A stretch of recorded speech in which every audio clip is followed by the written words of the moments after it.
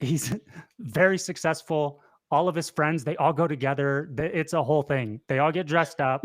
They show me the pictures. It's a whole thing. But he's a great guy. Like, I love that guy. Very special dude. That is awesome. You know, it's amazing where you encounter burners. I've had situations Burners.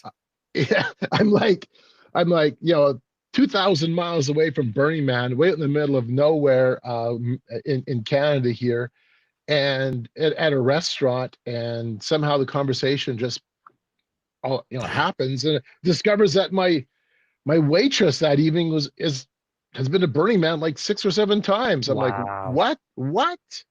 So yeah, people are impacted far and wide, like much more than people realize. Yeah. I mean, I've been to some music festivals, but nothing like that. It's mainly been just like big concerts, more like EDM. You know what I mean? But Burning Man is it's on its own page. Like, it's not just about the music, you know? And we'll get into it. Plus, there's some guys, I have some friends that wanted to get in and ask you questions specifically about Burning Man and your experiences there. So I'll also be looking over at this other monitor. You know, I'm not trying to be rude or anything.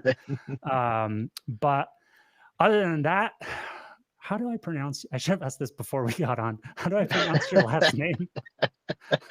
I wish. Let me tell you, Ben. There are days I wish it was simple, like Smith or Jones or something like that. You know, you pronounce it in 2 pieces or 2 parts: tie and a crib. So you think of a bow tie and a crib. Teichrib. Okay, Teichrib. Yeah, Carl Teichrib. Yeah. Is that Nordic? No, it's German. Actually, my ethnic background would be Mennonite. My religious ethnic background would be Mennonite, but my family lineage went through what is today Ukraine. Back then it was called Southern Russia, and then before that into Germany, and then probably a little bit into modern day Holland. But mostly German with maybe a little bit of Russian in there somewhere. Apparently my great grandfather was a baby left on the doorstep of a Mennonite home, and in what is now Ukraine, that wasn't unusual for either the gypsies to leave unwanted children, or Russian bastard kill kids, like, nobility, unwanted nobility. The kids would be left on doorsteps of Mennonite homes, or that type of thing. So we got a little bit of a question mark in in our lineage. Otherwise, it's German Mennonite. Listen, our lineages might have crossed at some point, because I'm Romanian, and so my family might have been part of the gypsy tribe that was stealing children from that side of the border, because they were known for doing crazy stuff. We're probably friends. Like, we're related somehow, guaranteed. That is awesome. Yeah. Oh, that's so cool. Okay.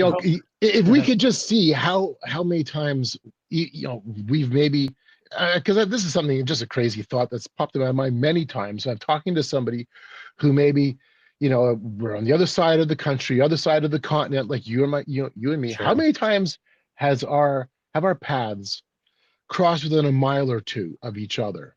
Yeah. Who knows? What I know. What a wild thought. I wonder if. I know at least 6, maybe 5 times, at least 5 times.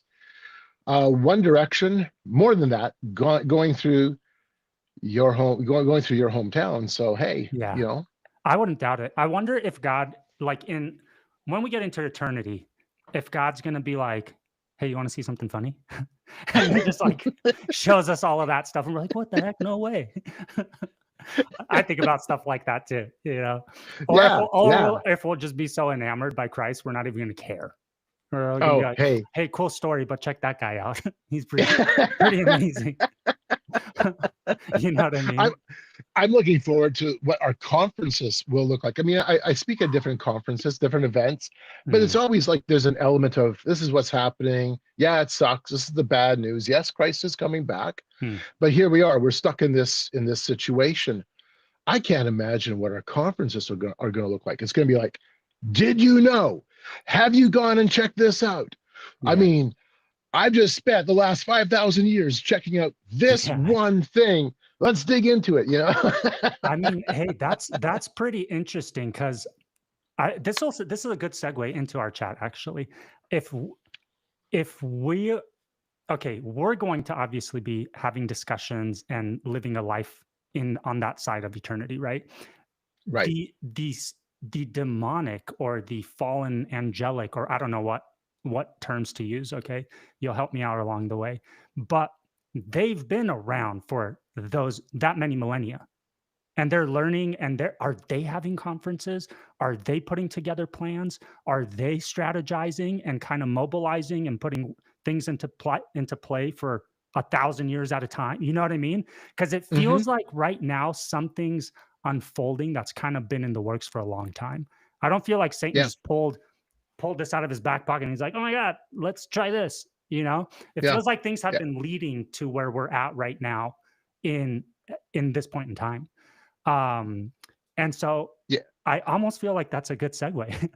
Yeah. No, that's really an interesting perspective. I would, okay, we have no ability of being able to say biblically, hey, you know, they get together for an annual meeting. Sure, To, sure, sure. you know, we have nothing like that. But okay, they are sentient beings. They have, as you just said, millennium of time to study us, to know our behavior. They know what to whisper in our ears, and we understand that biblically. Yeah. Um, and as much, and I have to remind myself of this because there's no way I can't peer into that side outside of using scripture. Hmm.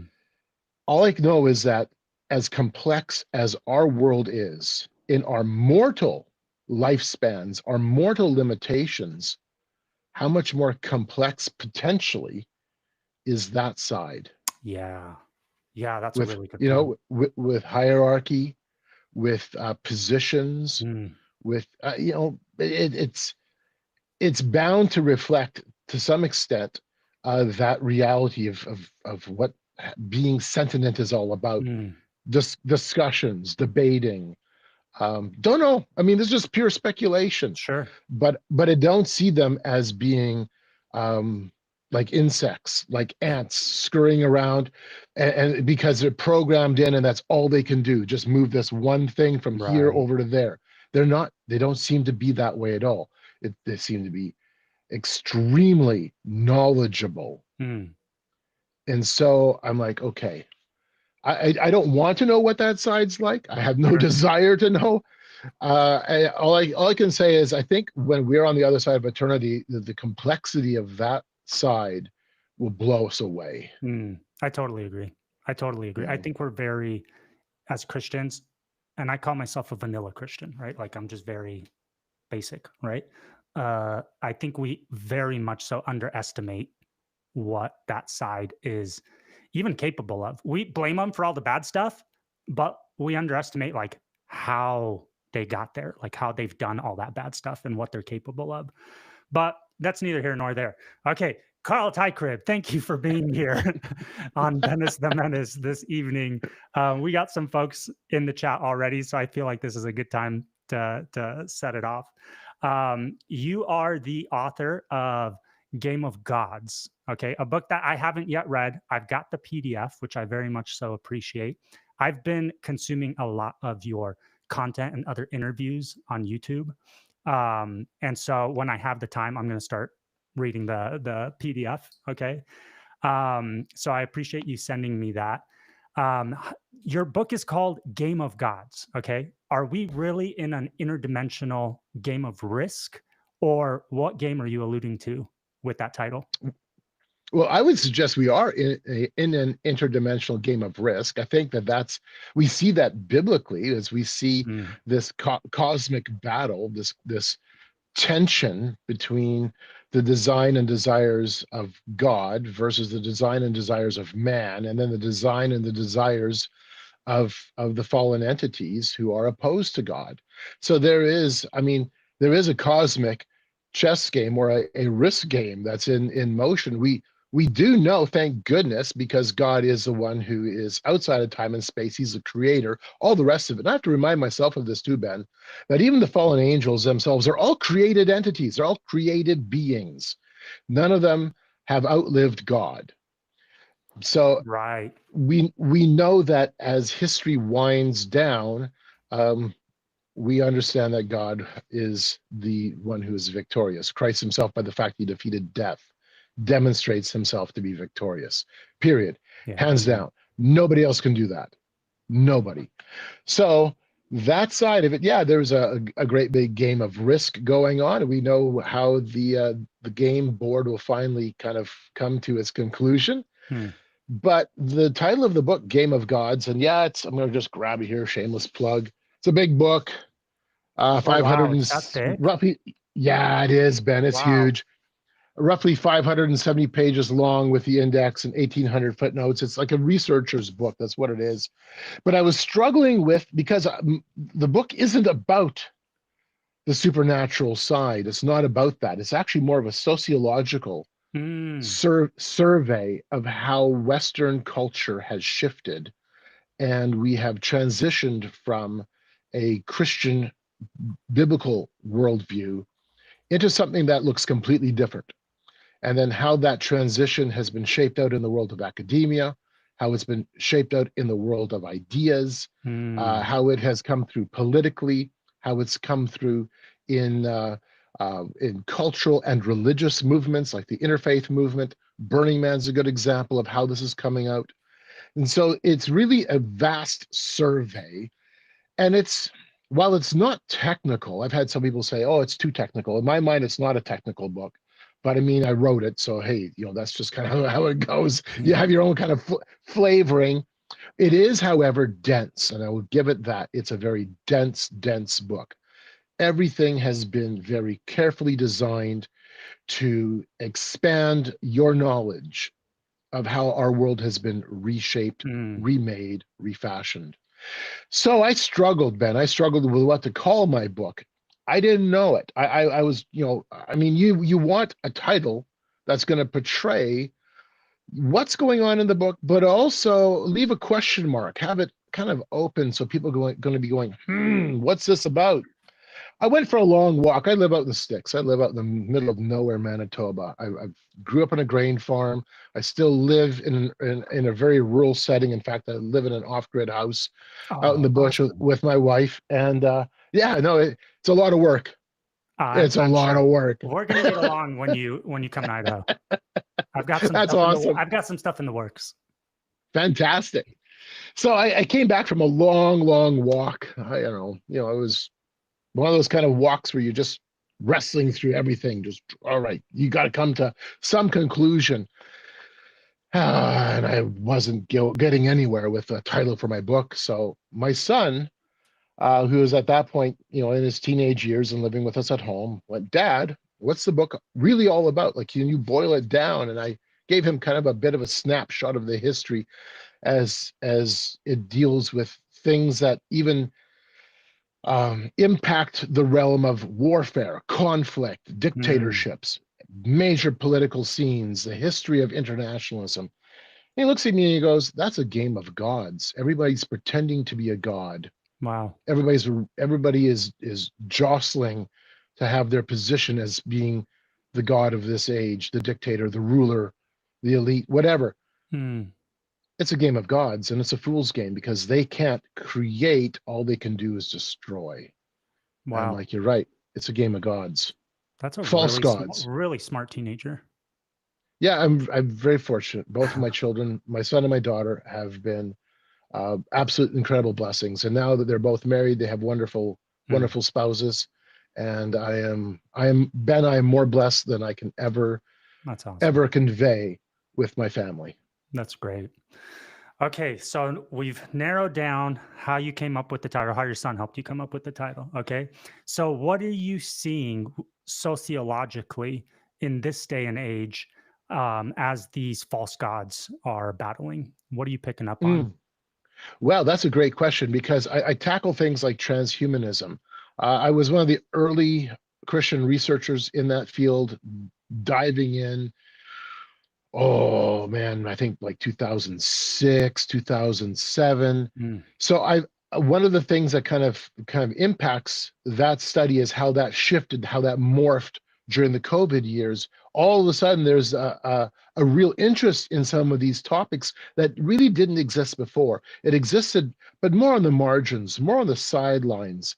All of a sudden, because of COVID, and COVID has, it's spurred a lot of things. It set a lot of things in motion.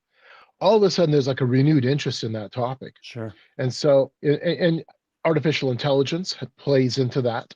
Virtual reality, of course, plays into it to some degree. The technology behind the ideal that is offered by the transhumanist community is astounding.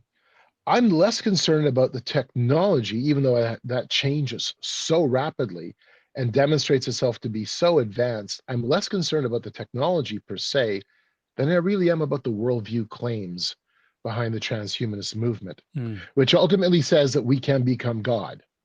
Oh, sure. That's if you go into the literature, if you spend time with them, Mm.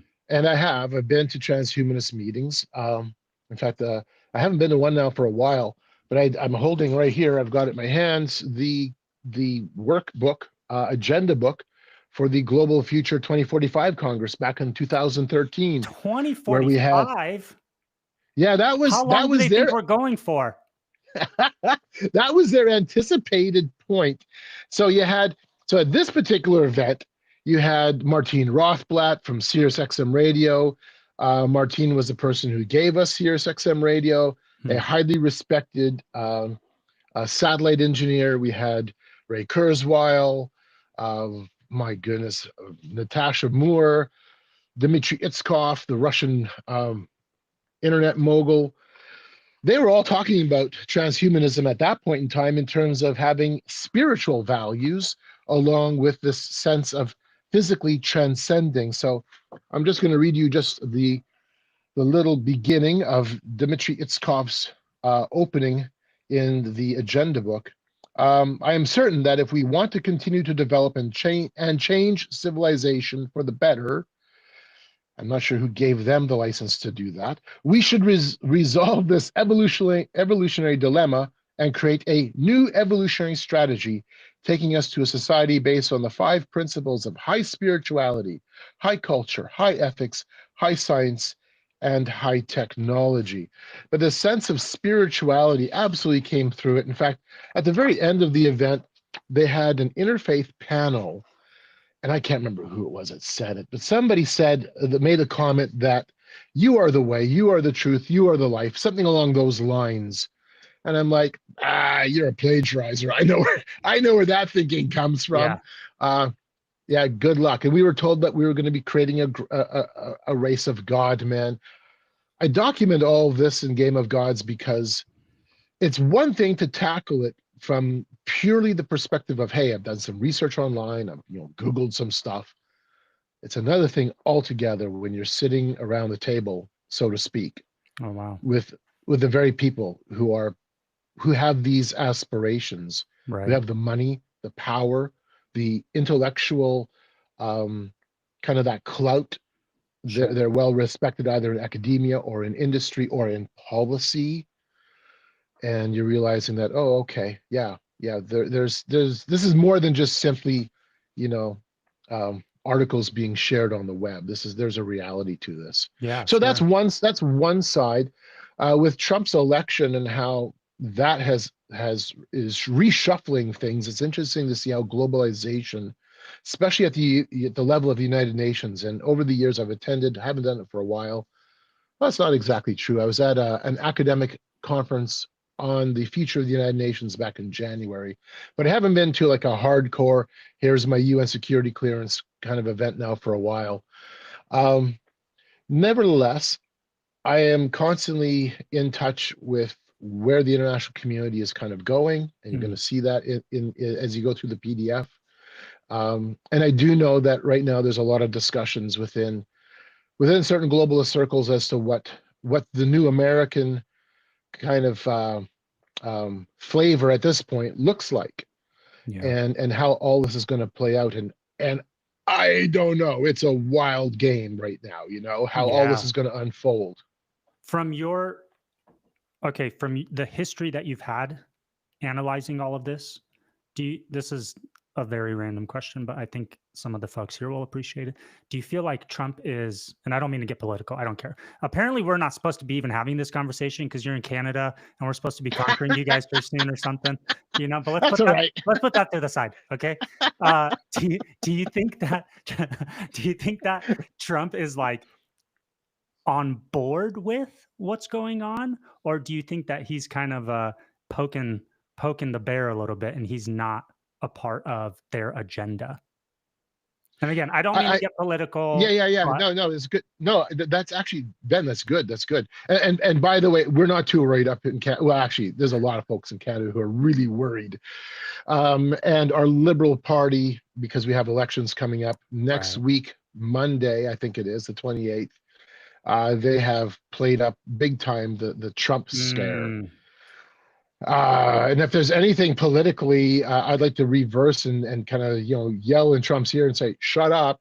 Right. It's over the statements about making Canada the 51st state, because after Christmas, right around the New Year's, it was evident that we would be having a conservative government when the Liberals would open up the election call. But the Liberal government took advantage, and I understand it. I mean, I would have taken advantage if I was, myself too. They went, look, conservatives in Canada are basically mega Canadians with some maple syrup, and vote for us because we're the only ones who are going to stand up to Trump and try to keep this liberal order in motion. Wow. And there was a lot of Canadians, a lot in the last 4 weeks or so, who've now said, yeah, I think we're going to now vote back, vote the Liberals back in. Dang. So I'm like, no, don't. So it kind of backfired there.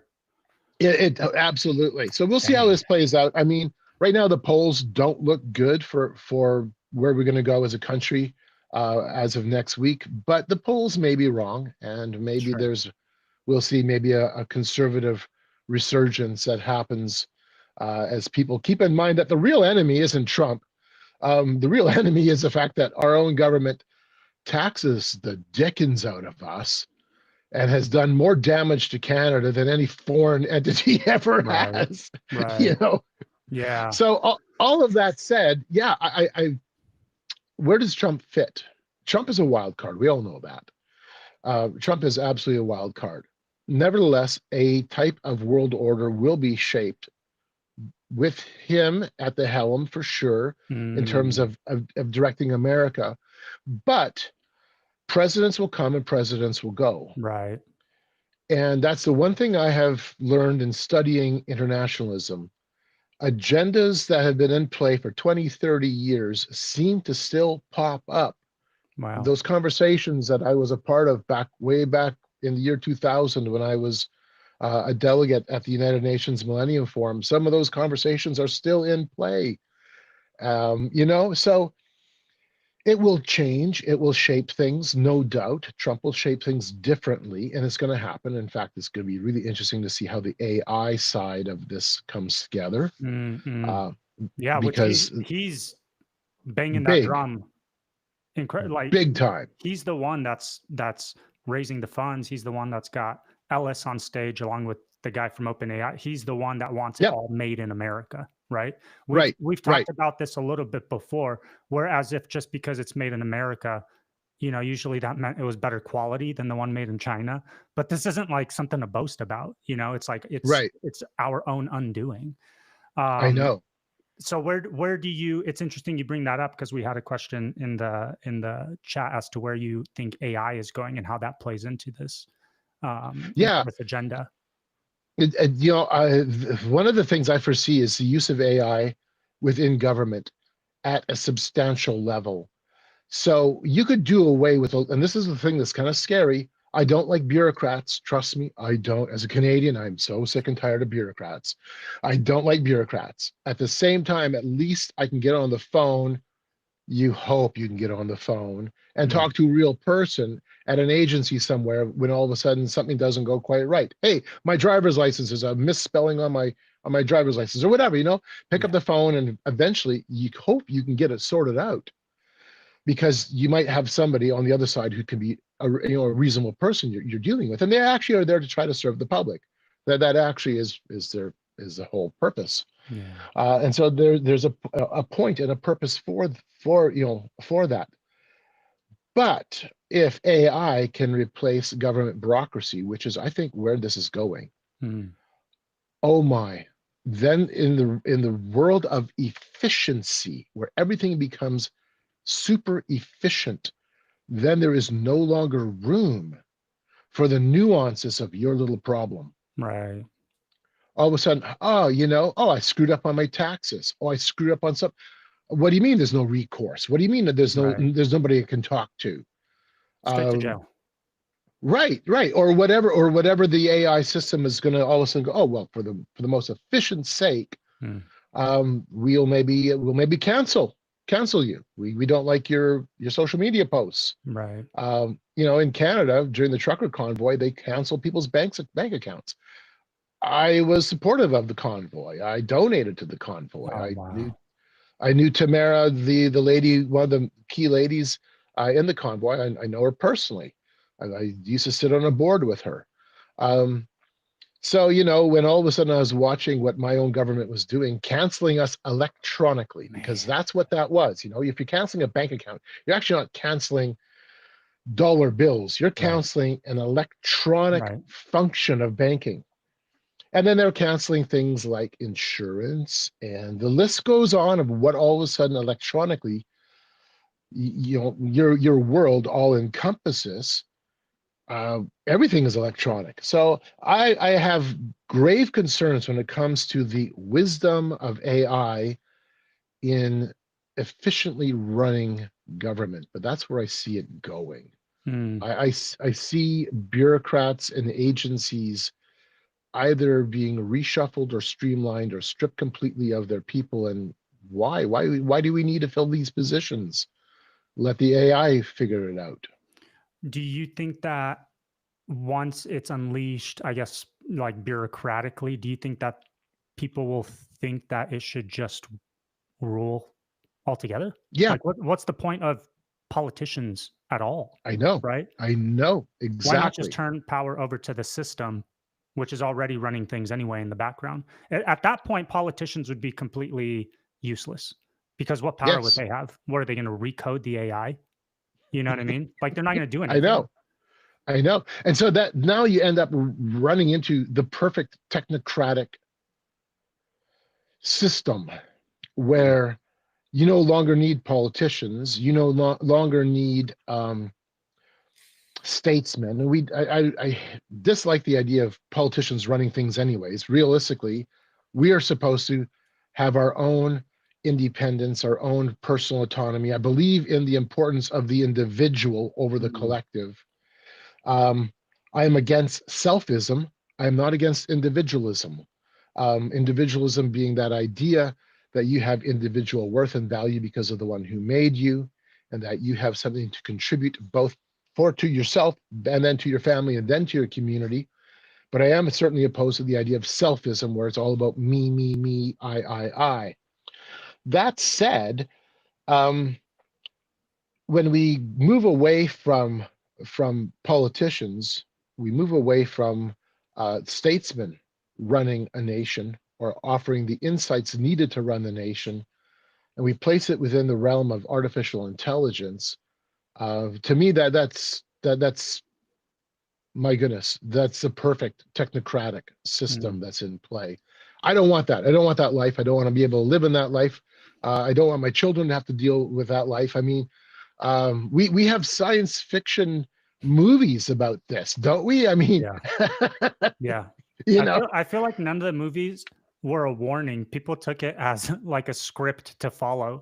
You know what I mean? Like how silly. All of the movies show you where this ends up, and people are like, we should do that. That looks really cool. Like, what are you thinking? None of them Terminator. end up well. Yeah, none of them end up well. Did you know? Oh, speaking of Terminator, did you know that Terminator is the prequel to The Matrix? I had not thought of it that way. No, Is it? this Yeah. is it. Is Like it? they've said this. So all the stuff that happens with Oh, Terminator and the robotics and all that on the yeah. surface of the earth, right? That's supposed to happen before the Matrix happens, where humans go on the ground, Oh, and it kind of makes sense once you that think makes about it. sense. That Yeah. does make sense. Yes.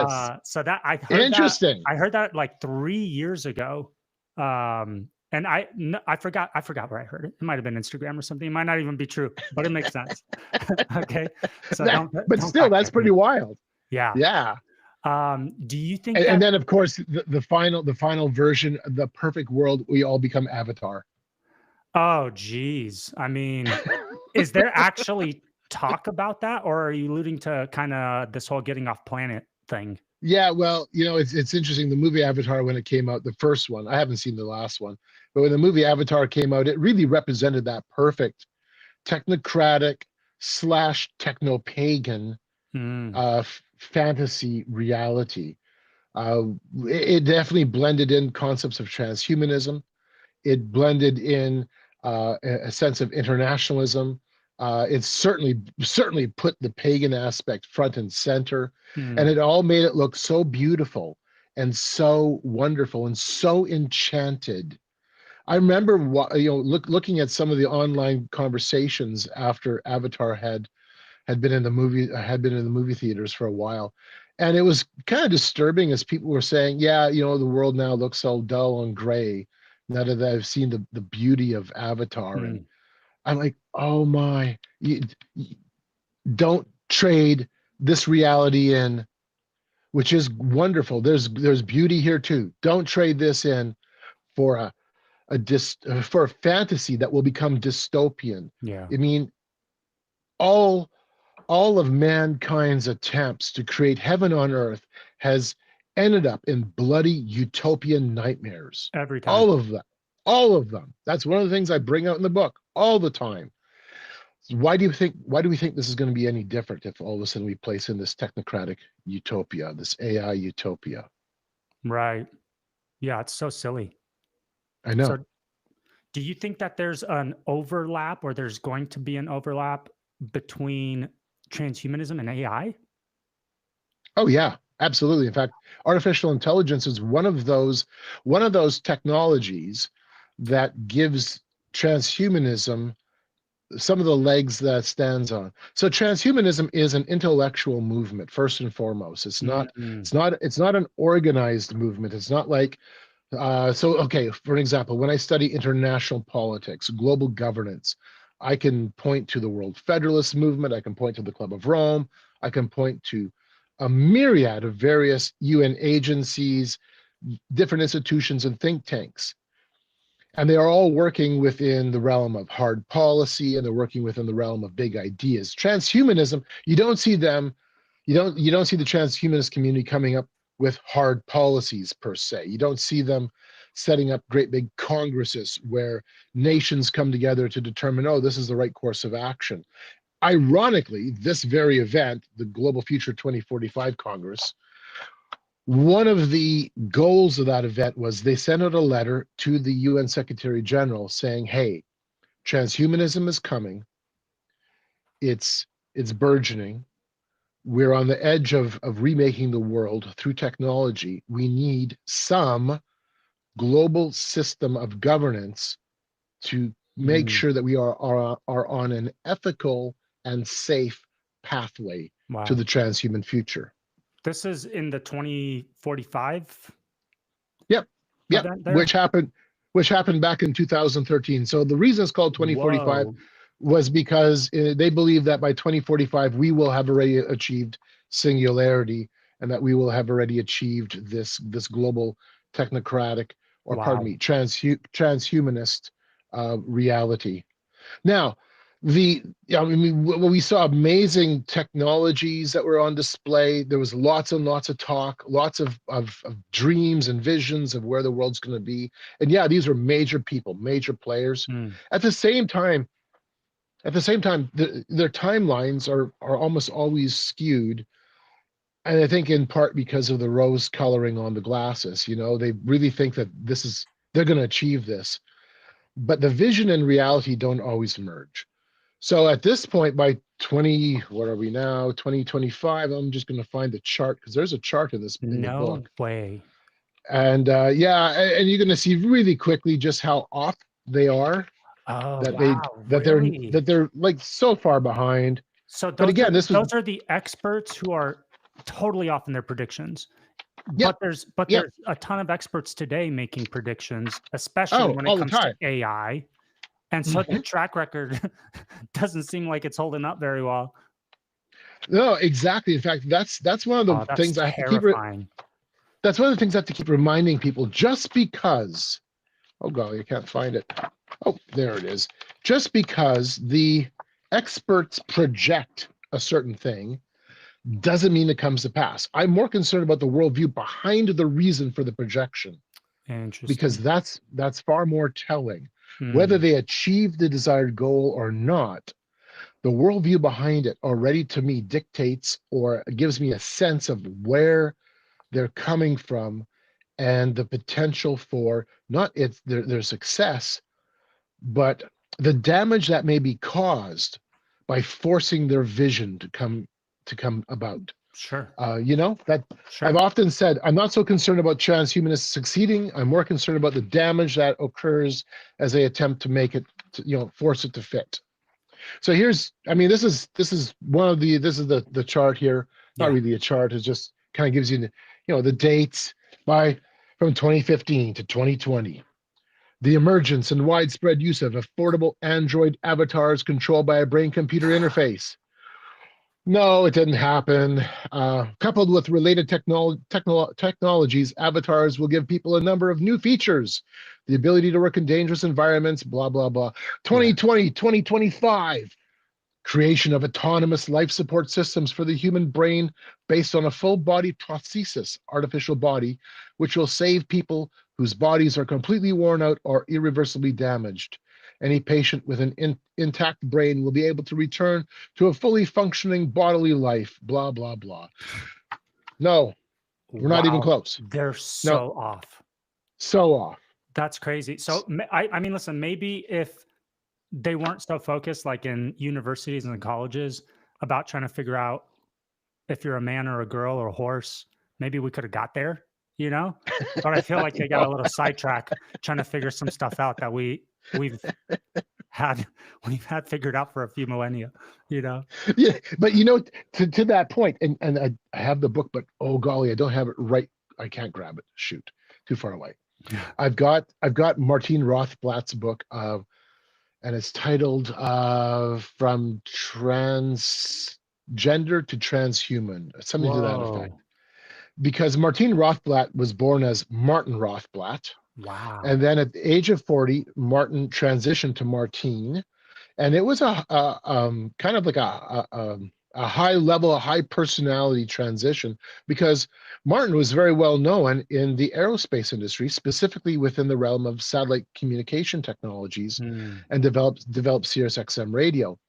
And then Martin transitioned to Martine, became a very well-known personality in the transhumanist movement, started a trans religion called TerraSem, Whoa. where you can upload your mind files, and then when you pass away, they will try to marry your mind files. The mind files are every day you're supposed to, as a true follower of TerraSem, you are supposed to take and document your daily activities, journal, videos, Wow. audios, and just dump all this up into the cloud. And so that when you do pass away, if we haven't discovered some way of keeping you artificially alive and putting you in an artificial body or something like that, then what will happen is they will create basically an avatar virtual reality double of yourself, and then download all of your memories into the new you, which really is interesting, because it begs a question: what is consciousness? Is consciousness just our memories? Right. Just our experiences? What is it? Right. Well, I think it's way more complicated than, hey, here, just download some MP3s and MP4s. Yeah. Do they believe, okay, the transhumanists, do they believe it's just basically a computer with files and electrical impulses, or do they actually believe in like any kind of soul? Well, this is an interesting question because the transhumanist community is varied in the people. I've run into atheist transhumanists, Buddhist transhumanists. Golly, back in 2013, I spoke at the Mormon Transhumanist Association's meeting. What? Yeah, yeah. In fact, the Mormon Transhumanist Association is probably the longest running, largest religious transhumanist organization No that's way. out there. So in 2010, I attended one of their annual meetings in Salt Lake City. I did the drive and went to their meeting. I wrote a couple of essays on what was discussed, and the essays went on the web. And all of a sudden, I had some feedback from people within the MTA. Lincoln Cannon, specifically, who was at that time the president and the founder of the Mormon Transhumanist Association. Wow. And Lincoln invited me to come and speak as a Christian critic of religious transhumanism to the MTA's annual meeting in Salt Lake City in 2013. So I did know that I was going to be a bit of an intellectual punching bag. That's kind of what I was seeing in some of the online discussions. And then, Ben, I'll be honest, I didn't have a lot of sleep before I got to the event, because I really wanted to wrestle through, what am I going to say? I only had 15 minutes. They kind of do it like a TED Talk style. I only had like 15 minutes to give my talk, to make the case. And if you're interested, you can go to the Mormon Transhumanist Association webpage, look up the popular videos, and I'm listed there as whatever, third, fourth, fifth, somewhere in that neighborhood. You'll find my little talk as I give a Christian criticism of religious transhumanism. So, there's a spectrum. Going back to that question then, do they believe in the soul, or that we're just like a computer? A lot of them hold this idea that we are like a computer. That's been kind of a Silicon Valley transhumanist kind of way of thinking for a long time, that we're just material, we're just atoms, that's all there is. Yeah. And if that's all we are, well, then maybe we can upgrade into something else. But we're not, and we know that. Being alive is something very different than just simply having a physical body that's functioning. There's more to it. And that actually is a really interesting thing to think about. One of the speakers at the Global Future Congress pushed back a little bit on the narrative. There's a lot of discussion, Ben, on asking that question around what is consciousness, because that's actually the million-dollar question. Right. What is consciousness? And there's a lot of visionary conversations that we're going to upload consciousness into artificial carriers, and what that's all going to look like. Whatever.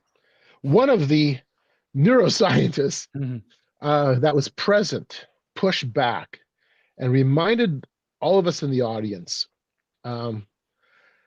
that the neurological pathways of the roundworm has been studied backwards and forwards. It's the they use in neuroscience, you use a roundworm. It's kind of like as you would use a fruit fly in certain other studies. It's an organic little entity that you can poke into and prod into and study it all backwards and forwards. And he was very open. We've studied the roundworm. We know it all. I think it's like 106 neural connectors or 206 neural connectors. I can't remember off the top of my head, but it's not a lot. There's nothing. It's a very simple little entity. And he says, we've studied it backwards and forwards. We know it, but we have no clue what gives it life. Wow. I'm like, and as I'm listening to this, Ben, because I'm a Christian, as I'm listening to this, the words of David come to mind. We have been fearfully and wonderfully made. And I was just like, yeah, good luck. The human brain has got billions of neural connectors. Yeah. And if you can't figure out a little rinky-dinky roundworm, you don't have this one at all. You're not even close. You're not even in the ballpark yet. Yeah. We're way more complicated and complex than an algorithm. Yeah. I don't know if that'll stop them though. Like, I don't think realizing how complicated we really are, or how ignorant they really are, I don't think that's going to stop them. Like, why would you think you can make these huge leaps and changes in humanity when you don't like fully understand what gives people the spark of life. You don't even got that yet. You're going to start like planting chips in people's brains and telling them to journal and upload themselves and stuff. Like it's so crazy to me. It's so arrogant. Yeah, but Ben, that's the game of gods. That's the game of. You got me. That's true. Okay, that's the game. Stalin. I get it. Stalin didn't understand reality. Didn't understand how people functioned. He forced it. He was God over the Soviet Union. Lenin was God over the Soviet Union. Right. And the destruction that they wrought was mind-boggling. Mao Zedong actually admitted that it's okay to worship your leader. Pol Pot played God over the lives of the Cambodian people in the 1970s and wiped out almost 40% of his own population. If anybody's going to get a ribbon for the best job of being the mass murderer of the last 100 plus years, Pol Pot gets first prize. Wow. just based on percentages. Nobody's even close compared to Pol Pot in terms of pure percentages. Unbelievable evil. Unbelievable evil. But in all of those cases, there was the vision that me or the system or the party, we know best, and we will change society. We will engage in social engineering, and we know best how to bring heaven on earth, because that's always the argument. We will always create paradise, and we will always fail in doing it. Yeah, that's a really good point. So could we say, I mean, like, we see the evil, okay, transpiring, and even the intentions behind it being, at least from a spiritual perspective, no bueno, okay? And that in Spanish means not good. I don't know in Canada if you guys use a lot of Spanish, but a little bit, but not much. You got it. You understand? Okay. So so no bueno. But they actually think they're trying to do good, right? Yes. So they have good intentions. Yes. In their mind. In their mind. Huh. They just don't have the history or what leads them to believe they're the ones that are actually going to be successful where everybody else failed. Right. It's not just the history. It's not that they don't have the history. They don't have the worldview. Their worldview takes a particular pragmatic approach where human life is not valued in the way that we understand it from a biblical point of view. So no big deal to say, if you are all of a sudden Lenin, I want a daily count of how many clergy were slaughtered today. Wow. Because they're building paradise and a little bit of bloodshed is necessary. That's the kind of perspective that will come into it. Oh man, let me just see if I can find this. Sorry. No, might take a minute or two, but Bertrand Russell, and I think I have it in my book. I think. And if I don't, I know I have it on a slide and I'll pull it up on one of my presentations. While you look for that, let me just read this because you brought it up a little earlier.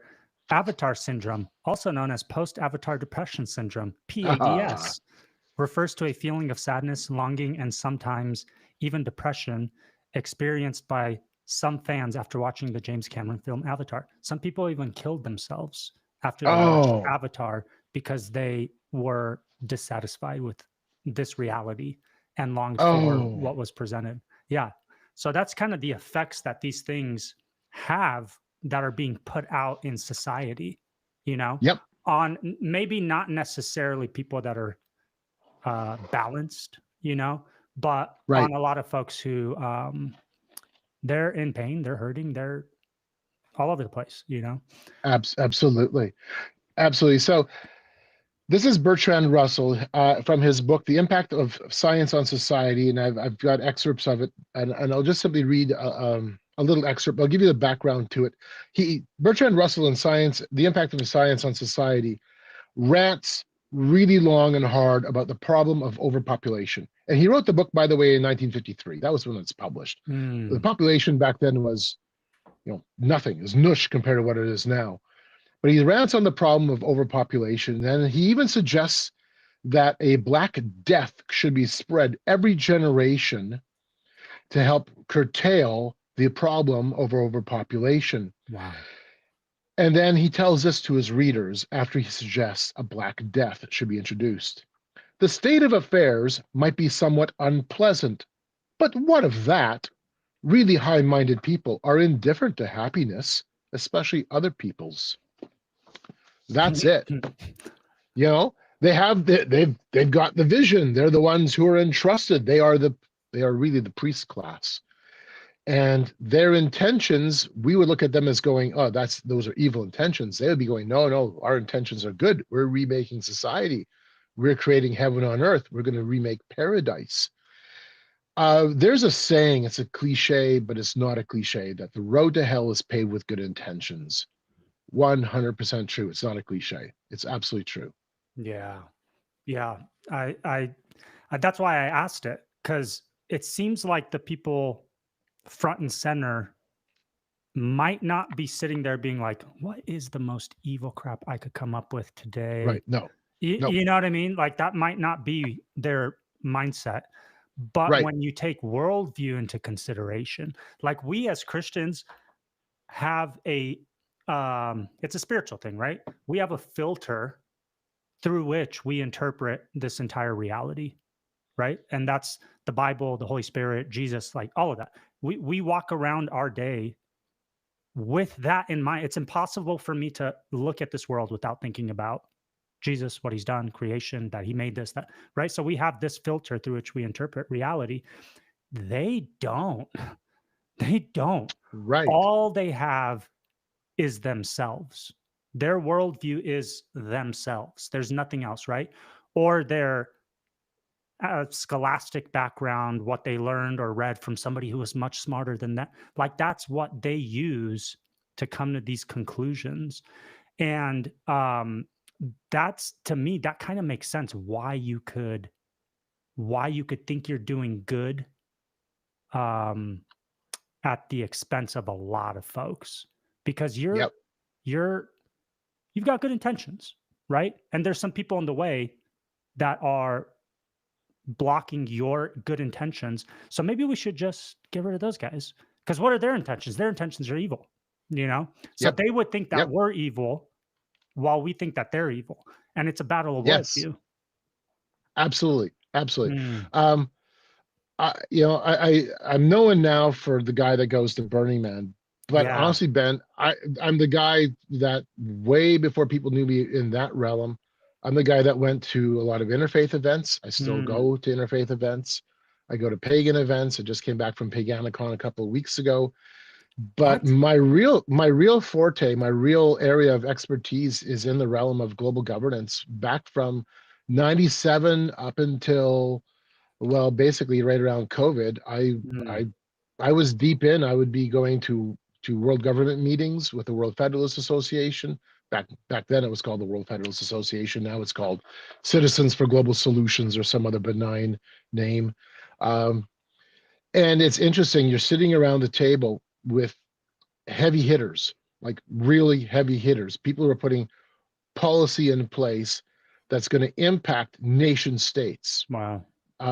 Some pretty crazy stuff, including knowing some of the background, because I was involved with an organization that was in the background of putting the International Criminal Court together, stuff like this. And nowhere could I ever recount a time of the thousands of hours of being at these kinds of events. Some of them sometimes are week-long events.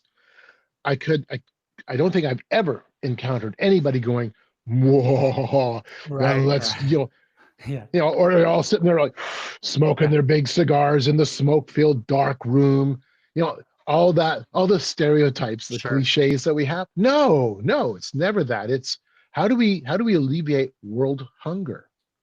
How do we ensure an era of common peace for all mankind?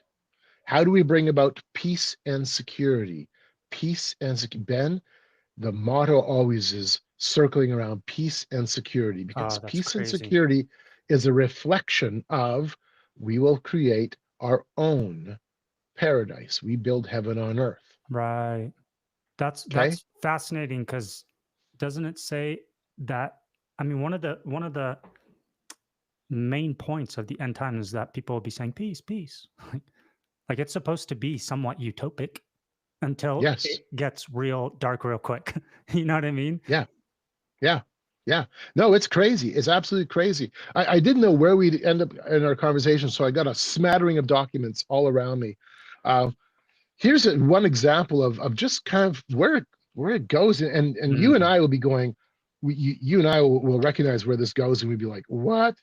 So here's a little document. When I was at the United Nations Millennium Forum, and I got in, and I explained it in one of my chapters. I got in as an accredited expert on globalization, as an independent expert, because I had already embedded myself deeply inside the World Federalist community. And the World Federalist community is the largest pro-world government lobby and policy group on the planet. And I was involved kind of like a fly on the wall in their organization for a long time.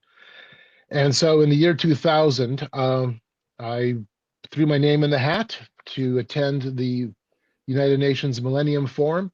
I received my clearance to go in, and it turned out that the World Federalist community were the ones running that show, to the point where they were the ones on the accrediting committee. And so because I had been involved, I was in the door. Here's one of the documents at that event that got circulated. Well, that was a long way to say what I'm going to say, but here's one of the documents. It's called Transformation of the World. It wasn't a UN document, but it was a document being circulated by, at that point, the head of, I believe, the head of the World Assembly of Turkic Peoples, and he's a major player from Kazakhstan. So in the document, we've got a world king metering out peace and justice, power to the people. Wow. He's the one who will now guide humanity forward. The document goes on to say, again, this is just a visionary document, a document to kind of state where we want to see the world go. Let me read. I've got it highlighted in the yellow because, well, it's pretty wild. Small doubt that the world does need a civilized coordinator in international relations and in settling global problems. More than that, this coordinator must be a stabilizing factor, actually the last-ditch authority on the earth. He must win confidence of each man and each nation. People must be stark sure that this coordinator would solve any problem in a just and humane way, and one should be sure that in him he would find understanding and sympathy, that he would treat any nation as his own son, and that he is indeed the last resort, and the man should convince his terrestrial brothers therein by his practical deeds rather than by words. ... Can the world community do without a coordinator? Definitely cannot. Yeah. I don't want that world coordinator. No, thank you. Yeah, I want who's Jesus that Christ guy? to be.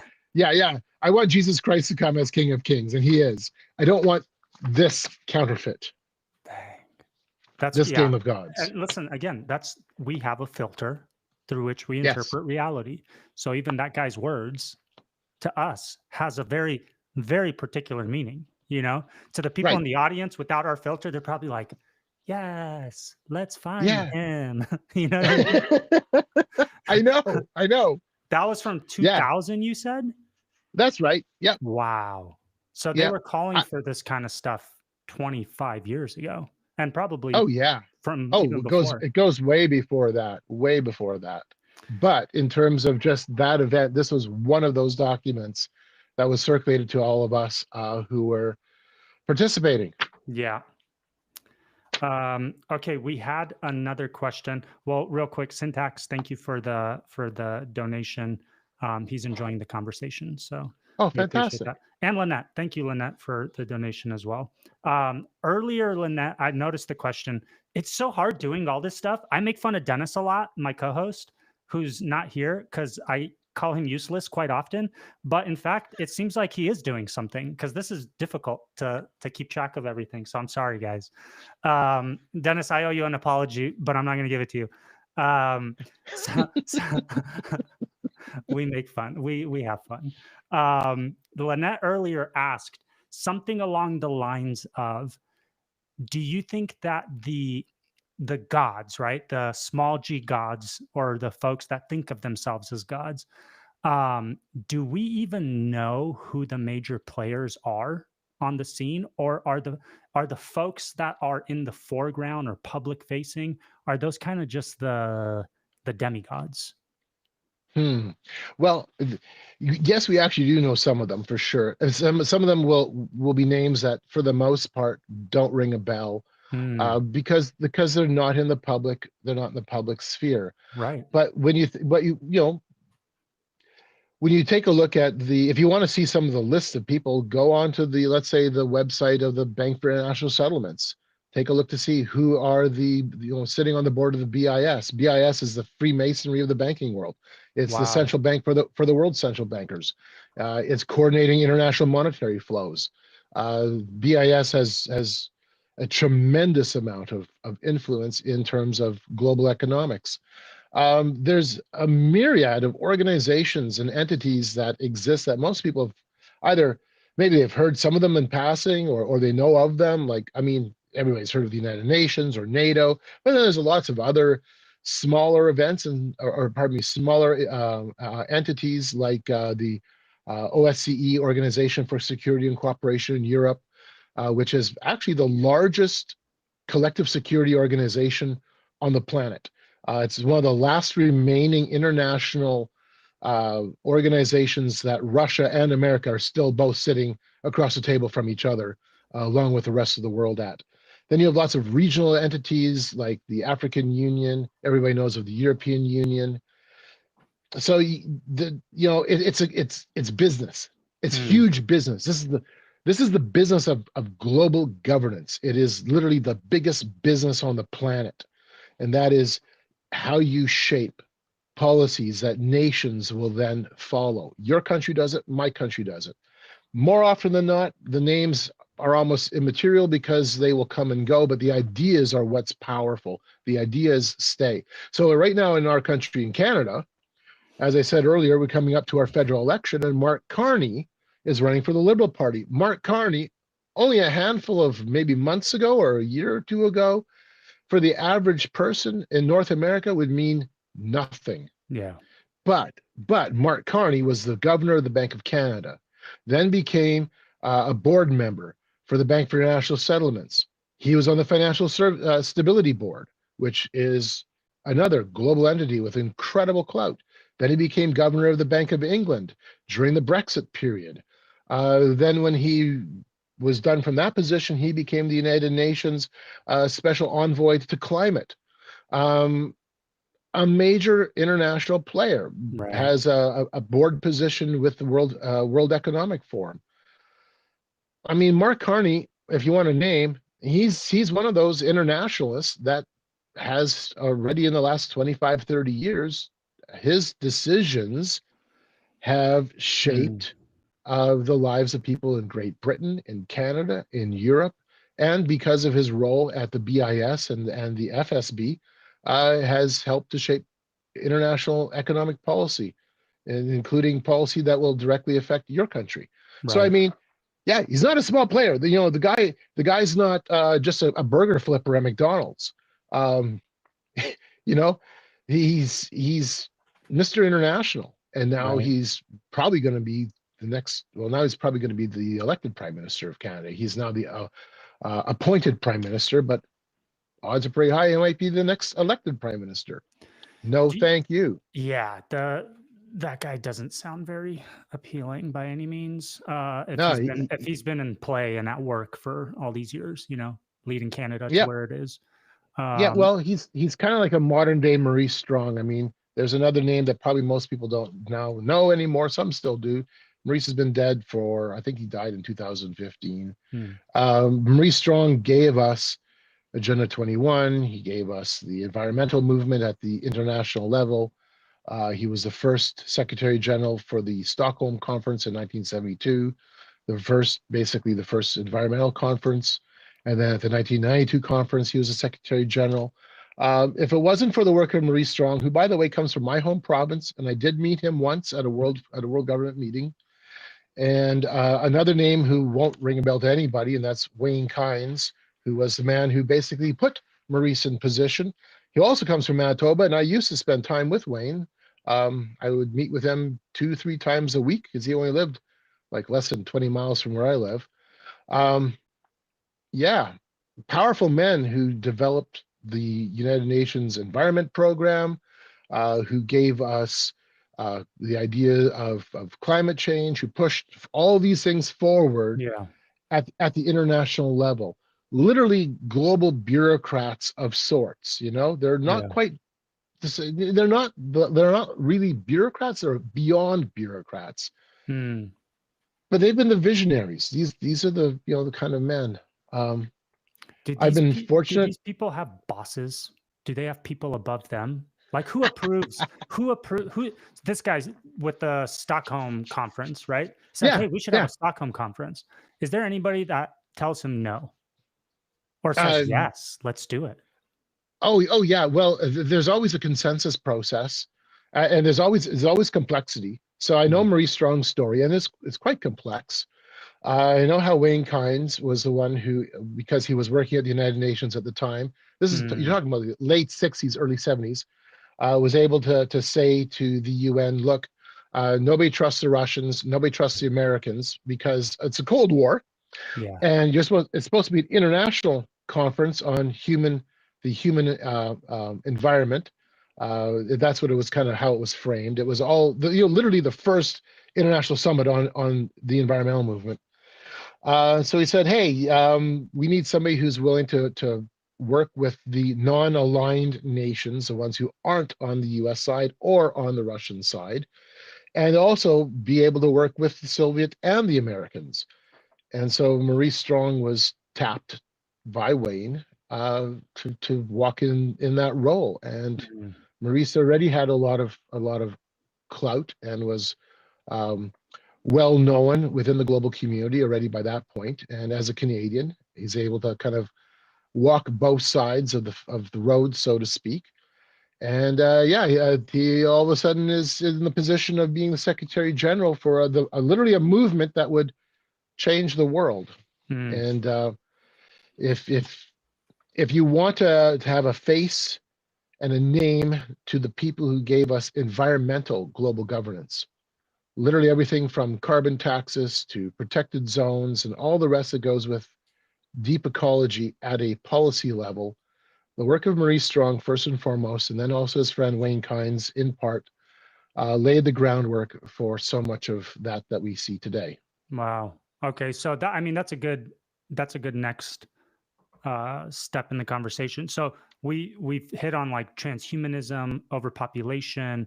What about the climate agenda?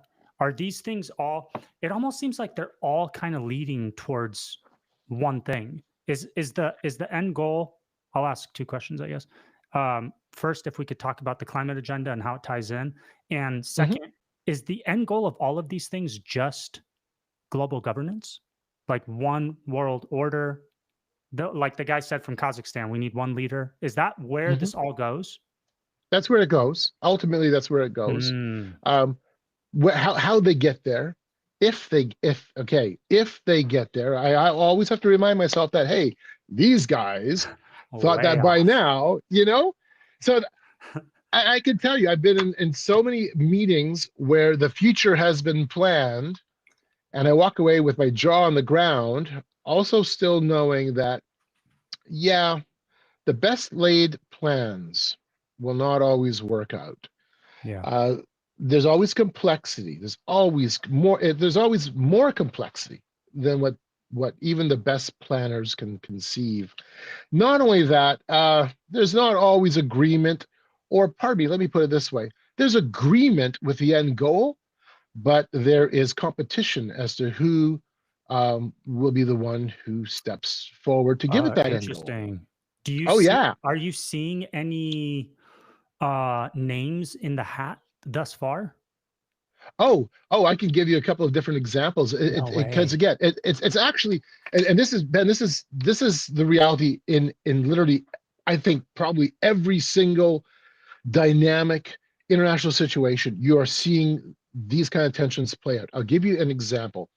When I was at the United Nations Millennium Forum, I was part of a working group called Subgroup 6, which was to refashion and rebuild world order. That was our entire goal. And so it was a whole week of every single day doing, developing policies, giving policy direction towards things like giving the United Nations its own military force, giving it a security apparatus, a global tax. We talked about climate taxes, carbon taxes specifically, which my country now charges. Wow. I remember I think it was Thursday, we were going to be discussing the creation of a global parliament, because it's an actual movement. There's a movement, a long movement, and it's still in motion. And so we had an entire big working session on developing a world parliament. And I remember in the room, we had probably about 200-300 people in the room. The room was packed, and the moderators had their own vision of how this idea of having a world parliament, a world government, would come into fruition. Everybody in the room, with the exception of myself and one other person I found out, everybody else in the room were all keen on doing the exact same thing. They all wanted world government, okay? They're all there for that exact reason. And the arguing, Ben, the bickering, the clash of egos, the clash, the clash even of budgets, and all that goes into the nuances of reality, all of a sudden came bubbling to the forefront. And nobody could come up with a consensus. Nobody could actually agree on a set plan. Everybody wanted to be the king of the mountain. Everybody wanted to be king of the hill. Of course. No, and so everybody was like, yes, we're going to have a world parliament. That's where we're moving towards. In fact, that was in many respects the whole point of that event. But they couldn't get along, even though they all had the same dream, the same vision. Yeah. So, I wonder how many people get on board with this agenda to try to like get their foot in the door of power. You know what I mean? Like, hey, maybe if we're early enough with everybody, like maybe we'll get in. It's kind of like the brothers, like, hey, can I sit at your right hand? When we get to heaven or the kingdom. That's really interesting that they even though they had the same goal, the same end goal in mind, it came to nothing because they couldn't agree on anything. But that's the question. Okay, I'm looking at the world, right? So maybe this is a very long-term plan here that's unfolding. But you look at the world, like, I don't think any countries are going to agree on like one guy to lead them. Like, how do we get there? How do we get there? We're about to conquer you guys. How are you guys going to agree to allow the same person we agree to govern the whole world? You know what I mean? Yep. I'll tell you my idea of how it gets there. There's two possibilities. And I think the first one is in many respects not as plausible as the next one. The first one is, and Ronald Reagan brought it up, that, hey, if all of a sudden we had an extraterrestrial entity all of a sudden coming into Earth's atmosphere, how the world would all come together as one. And he talked about that, but he also recognized that that's probably not going to happen. The reality of where this will probably go will be global, catastrophic warfare. Wow. So keep this in mind, Ben. This is history. This is the importance of history. World War I gave us the League of Nations. The League of Nations was that prototype, the initial prototype of a world government, and it failed. World War II gave us the United Nations. And the organizations that were backing up the creation of the United Nations initially thought that it was going to be a type of world government. I've got one of the documents right here, published in 19 41, I believe. I'll find out real fast. 41. So this is called A Just and Durable Peace, Data, Materials, and Discussion Questions by the Commission to Study the Basis of a Just and Durable Peace of the Federal Council of the Churches of Christ in America.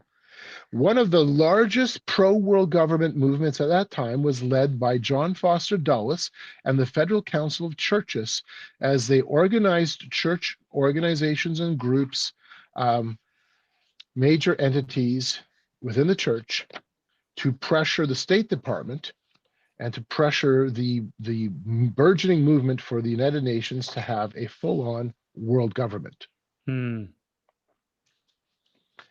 That was what the churches were doing. Methodists were doing this. The Southern Baptists in 1946 issued a statement declaring their support for world government. The Northern Baptists did as well.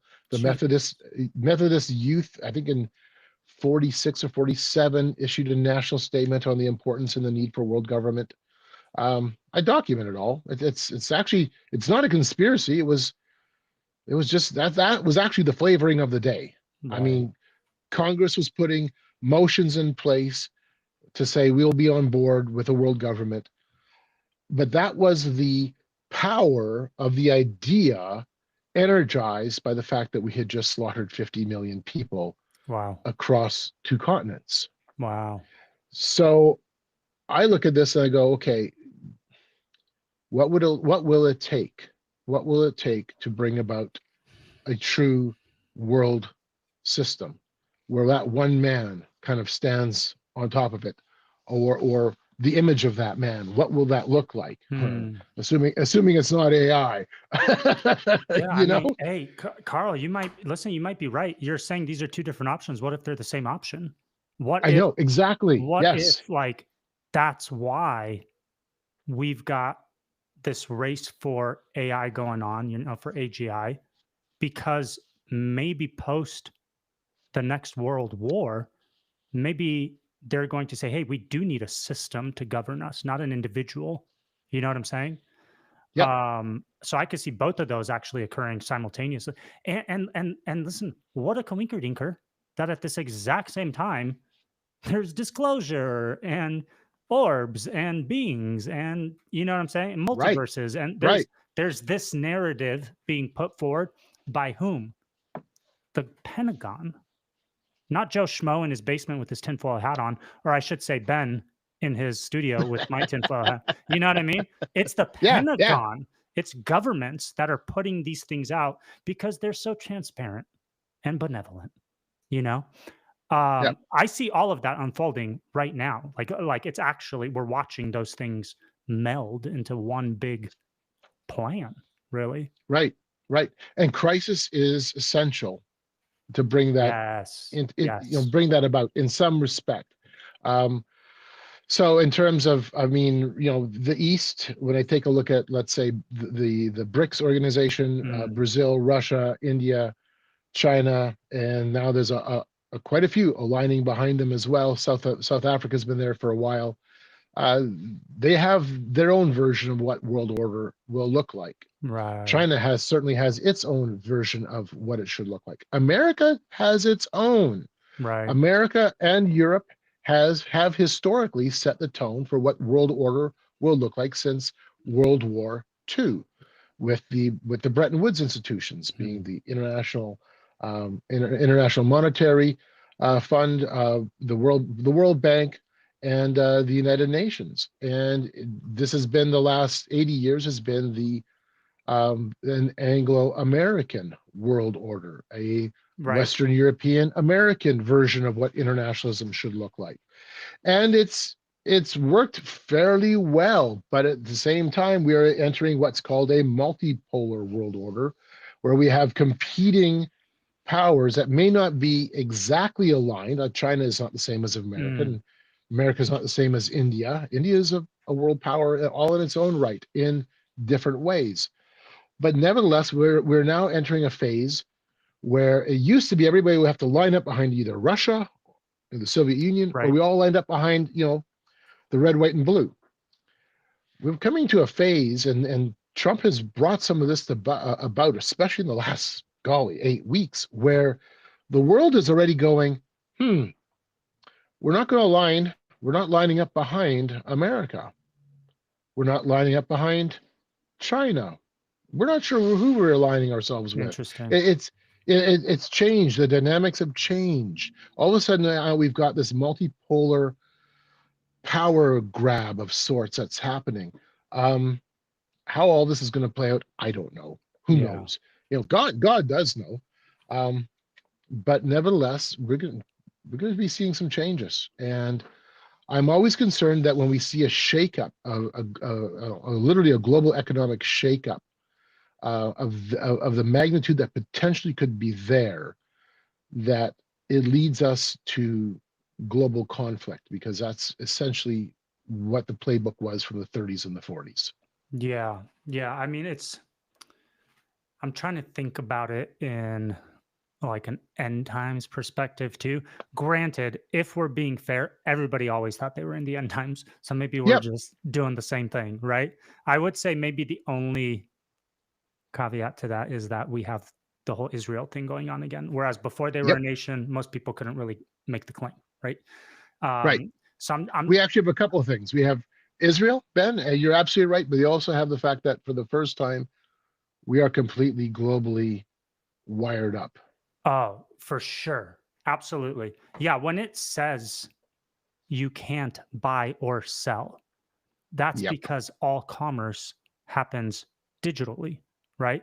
Yes. If I go to you, if we're not wired up and if commerce isn't digital, if I go to you and I'm like, hey, here's some gold, can I have your apple? And you'd be like, yeah, sure. Right.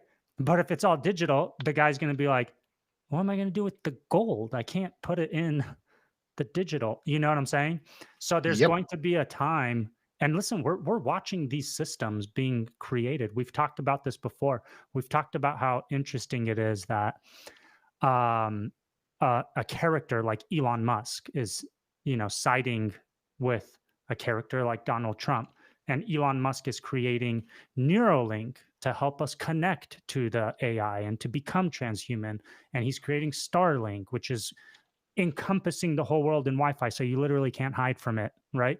He's creating these systems that sound very beast-like, and I'm not saying he's the beast. I'm just saying the system being created sounds like something that can be utilized for something pretty malevolent, Right. But the right in the US and I should say the conservative right, who should be seeing these things because of our filter, is like, yay, that guy's great. And it's like, oh my God, but look at what he's doing. That's not good. Or even Trump, the one that is facilitating and calling for the development of made in America artificial sentient intelligence or whatever. Christians, instead of being like, hey, we don't want that. Maybe don't do that. Do this other, keep doing the good stuff. We just don't want that. Like nobody's calling this stuff out. These huge human changing, like world changing, history changing things that are being done by these two. I would put them in the gods category, and I would say they probably think of themselves similar. They're doing some stuff that's pretty heinous when you've got the spiritual lenses on, Right. But nobody's saying anything about it from even a Christian perspective, because they're doing like they're throwing us a couple little scraps where they're like, yeah, let's not let women play in, or men play in women's sports. And we're like, we're winning. And they're making AI and putting chips in your brain. You know what I mean? Like it's so, we're so blind. Like we're just so blind, man. And it's frustrating for me. And we talk about this stuff all the time, So it's interesting that you're here talking about this huge global agenda that's been at work for decades, Yeah. And the folks that we as conservative Christians are touting as our, somewhat savior is not helping with the agenda. Exactly. With the agenda. Right. I know. When Trump came to power, a lot of my friends were like, "Hey, now he's gonna clean it all up." I'm like, oh. Oh, you I'm, know, I'm, I'm also laughing, Carl, real quick.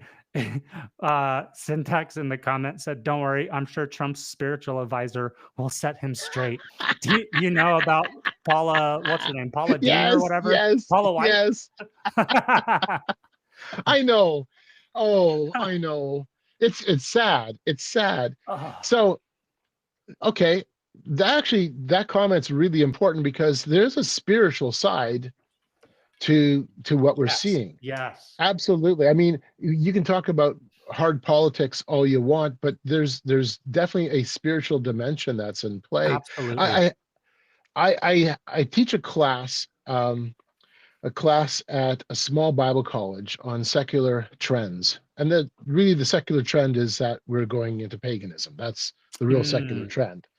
And I tell my students that you can actually chart things out in a very specific way. And it's an easy tool to learn, easy tool to see and to use. And I'll give it to you. It's very simple. Religion. Religion, which is man's attempt to understand God. This is the most broad interpretation possible. Man's attempt to understand God. Religion informs philosophy. mm, Philosophy is man's attempt to understand reality. Philosophy then informs our socio-cultural reality, which includes things like work. It includes things like law, ethics, sexuality, entertainment, yeah. sports, all of those things, all those components of our social culture. That then informs politics. Mm, If you have it wrong from up here, by the time it gets down to here, the politics either will be reinforcing erroneous beliefs all the way through the chain, or at the very end of it all, and this is often the case, politics becomes a faith in itself. right. Yeah, It I becomes think we're its seeing own that. form of religion. Yes, yes, totally. Mm, And we look at politics as being our savior, which is wrong, wrong, wrong. I don't care which political person it is or which flag or banner or party line they have, whether they're right. conservative or liberal, Democrat, Republican. What doesn't make any difference what your label is if you're being elevated as this is who's going to save us. I'm sorry, you've missed the boat up here. Then Yeah. there's a problem somewhere. Yeah. Yeah, There's a definitely. problem. Definitely. I mean, listen, I voted for the guy 3 times, right? So I'm not. Well, and I would have too. I would have Yeah, too. yeah. But I can't. I'm in Canada. That's true.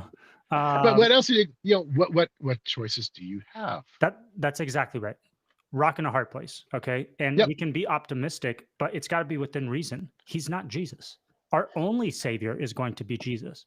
He can make Absolutely. good, like, political moves, you know what I mean? But at the same Mm-hmm. time, we should also be very, very comfortable and actually be the loudest to call out when the person we voted for is doing stuff that's not good, right? Right. Or Right. has the, you're right that there's this like spiritual, there's this Christianese element to it, but I almost feel like it's paper thin.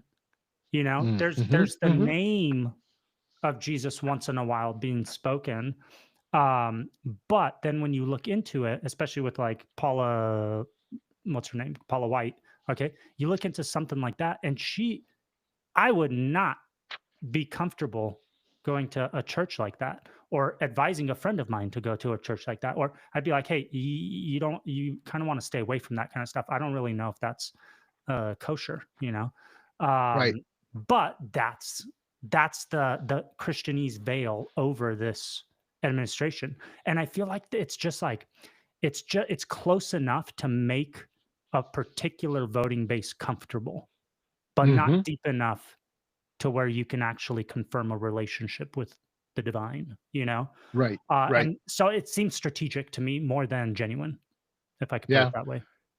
Yeah. This idea that we will save humanity, again, it comes right back to playing God. That's what it Totally. boils down to. I'll give you an example from the international side. This is a little endorsement that Jean Stapleton. You remember actress Jean Stapleton? No. Um, What Oh, movies? Hold okay. on. No. The best thing is the TV show. Oh. Golly, Archie Bunker. Oh man, that's way before my time, I think. Oh, okay. Anyway, she was a big Sorry. actress in the 60s and 70s and even up into the 80s. I was still in So, heaven in the 70s. oh man, yeah, All in the Family was the show that she was well known for. Hmm. Yeah, it totally politically incorrect in this day and age. Wildly incorrect. Wildly incorrect. That means it's good. So actress, yeah.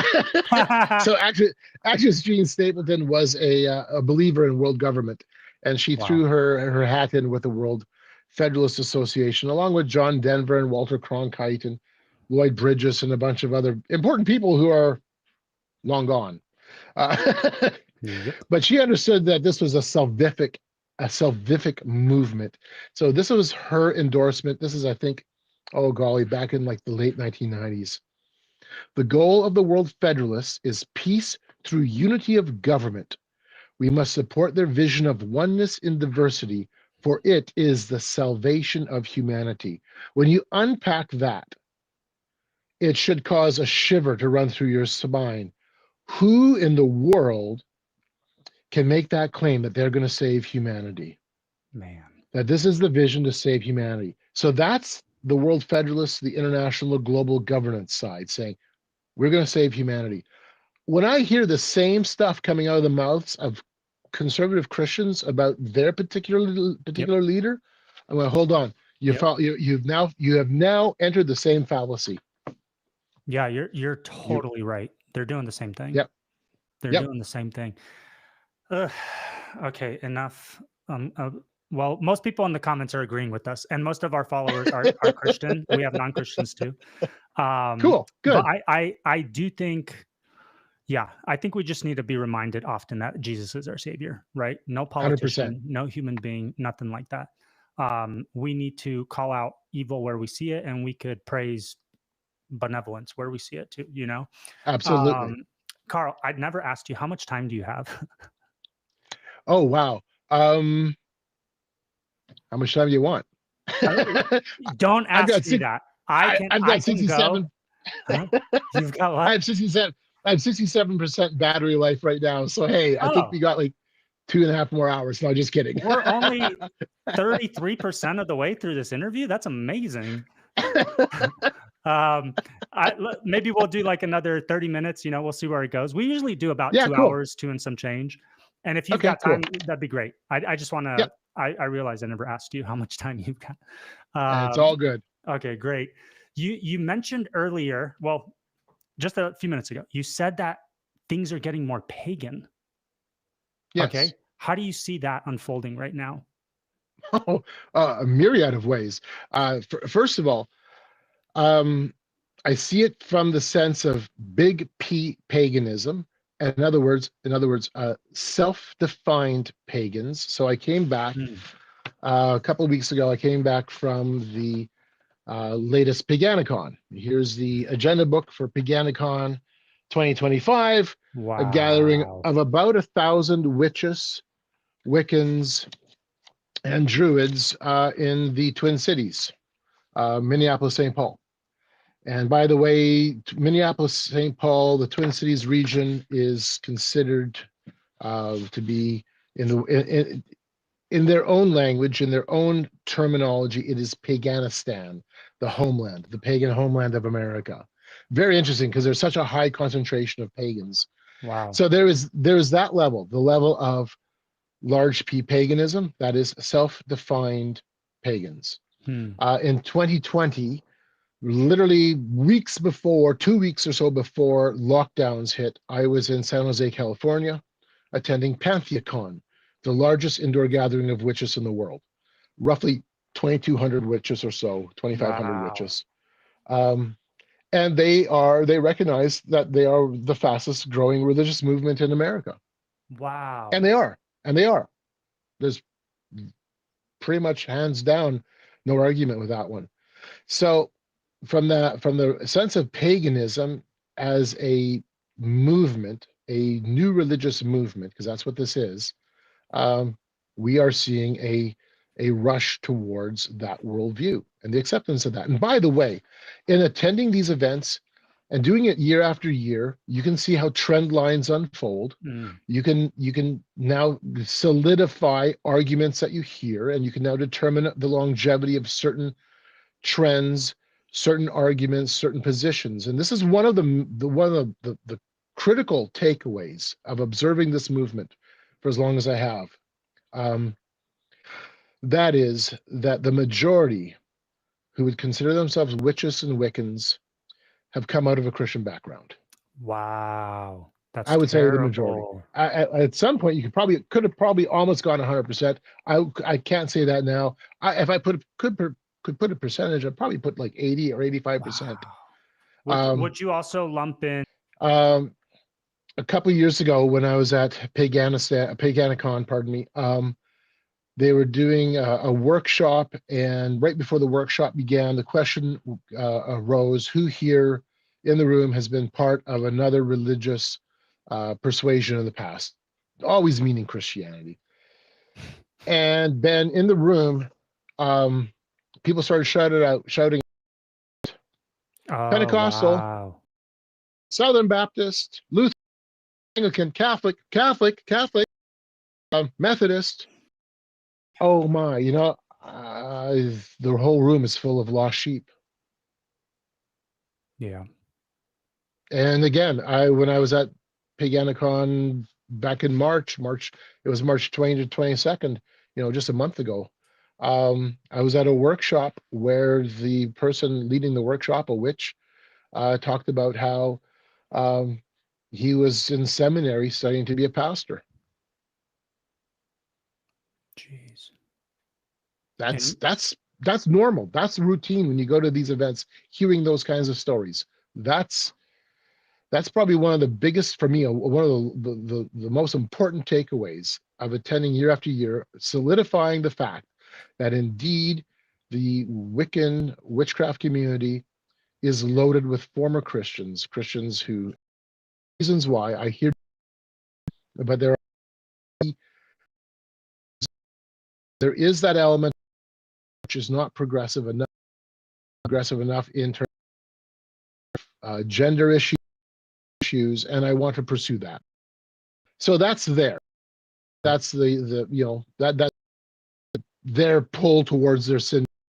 They're trying to justify why that come up repeatedly as big. I had hard questions about my faith, and I would go to my pastor and I would say, hey, these are my questions. And my pastor would just simply say, just have faith. Don't worry about it. Just have faith. Not a good answer, because at some point that person will now be looking for answers in other places, and in many cases that the eventual gravitation was from there into some form of progressivism, the New Age or esoteric studies, and then into witchcraft. But it began with the fact that the pastor wouldn't take the time to help that person work through the answers to the question, the hard questions of the faith, whatever those questions may be. And I get it. I mean, everybody's busy. I get it. And sometimes it's easier for us to say, hey, just figure it out on your own. Not the right answer, that's for sure. And then in terms of the supernatural, this one is quite interesting. How many times I've heard people say, I had footsteps as a teenager, footsteps down the hallway every night before I went to bed. Wow. And they would stand at my door. I'm the only one. I'm a single child. Mom and dad are sleeping downstairs. I'm upstairs, and I've got footsteps in the hallway every night. Or I've had entities coming to me in my dreams. Wow. Whatever, the list goes on. They've had some type of supernatural encounter, and they've gone to their youth leader, or they've gone to their pastor, or they've gone to their parents, and they've just been told, it's just in your head. It's just all in your head. Don't worry about it. It's just in your head. Just ignore it. Eventually it's going to go away. Man. Well, it doesn't. There is a supernatural reality. And so all of a sudden they're in this quandary. Nobody's answering their question. They're having some type of experience. It's a disturbing experience. And so off they go looking for answers somewhere else. And I've heard that mentioned many times when I've attended pagan events. Wow. That's terrible. I mean, what a shame that as a result of lack of knowledge, people's faith withers, and not just withers, but they go hard in the other direction, hard, Right, where you right. couldn't, oh, you think it's in my head? Well, I've pursued that entity and now I've got superpowers or I could do magic, you know? Right, right. Man, that's Yep, so they scary. have an experience. They have an experience. And then the other aspect of why I say it's becoming more pagan is there is a way of looking at reality, and my friend Dr. Peter Jones puts it well, and that is reality one or is it two? Hmm. And this is an issue I bring out in my book as well. So oneness is the dominant worldview of our age. It's a dominant worldview of history. And it's a very simple way of looking at it. And of course, it lives itself out in complex ways. But in its simplest form, it's this: man, nature, and God all share the same essence. They're all one. That's the feedstock of the New Age movement. Yep. That's the Eastern worldview. That also is the worldview of paganism, which is a religion of nature. Hmm. We could even claim that that is the legitimately, if you peel it all the way back to its flavoring, that fits within the atheist realm as well, because within the atheist mindset, there's that admittance there is no supernatural being outside time, space, and matter. There is no external supernatural deity. All there is the naturalistic state. All Right. there is materialism. That right there falls into that alignment of oneness. All there is this here and now. There is no separate entity. The biblical worldview is twoism, not dualism, Mhm. twoism. That is God standing separate, apart, outside time, space, and matter, and then all of the rest of it. So it was God, and then everything that is created by God. And so the worldview that we have is a worldview of twoism versus oneism, that there is a distinction, that there are separating points, and the very fact that God is a God who brings creation into play by the very fact that he is separate from creation, he then brings value distinctions within the created order. Because if everything is just ultimately oneness, if God, man, and nature are all ultimately the same, when you boil it right down to its essence, who cares if you have cancer? Hmm. Who cares if your cat lives or dies? Who cares if you annihilate 40 million people in a nuclear exchange, or 140 million people, or whatever the number might be? Who cares? I always hear this from the perspective of oneness. We're working for a better tomorrow.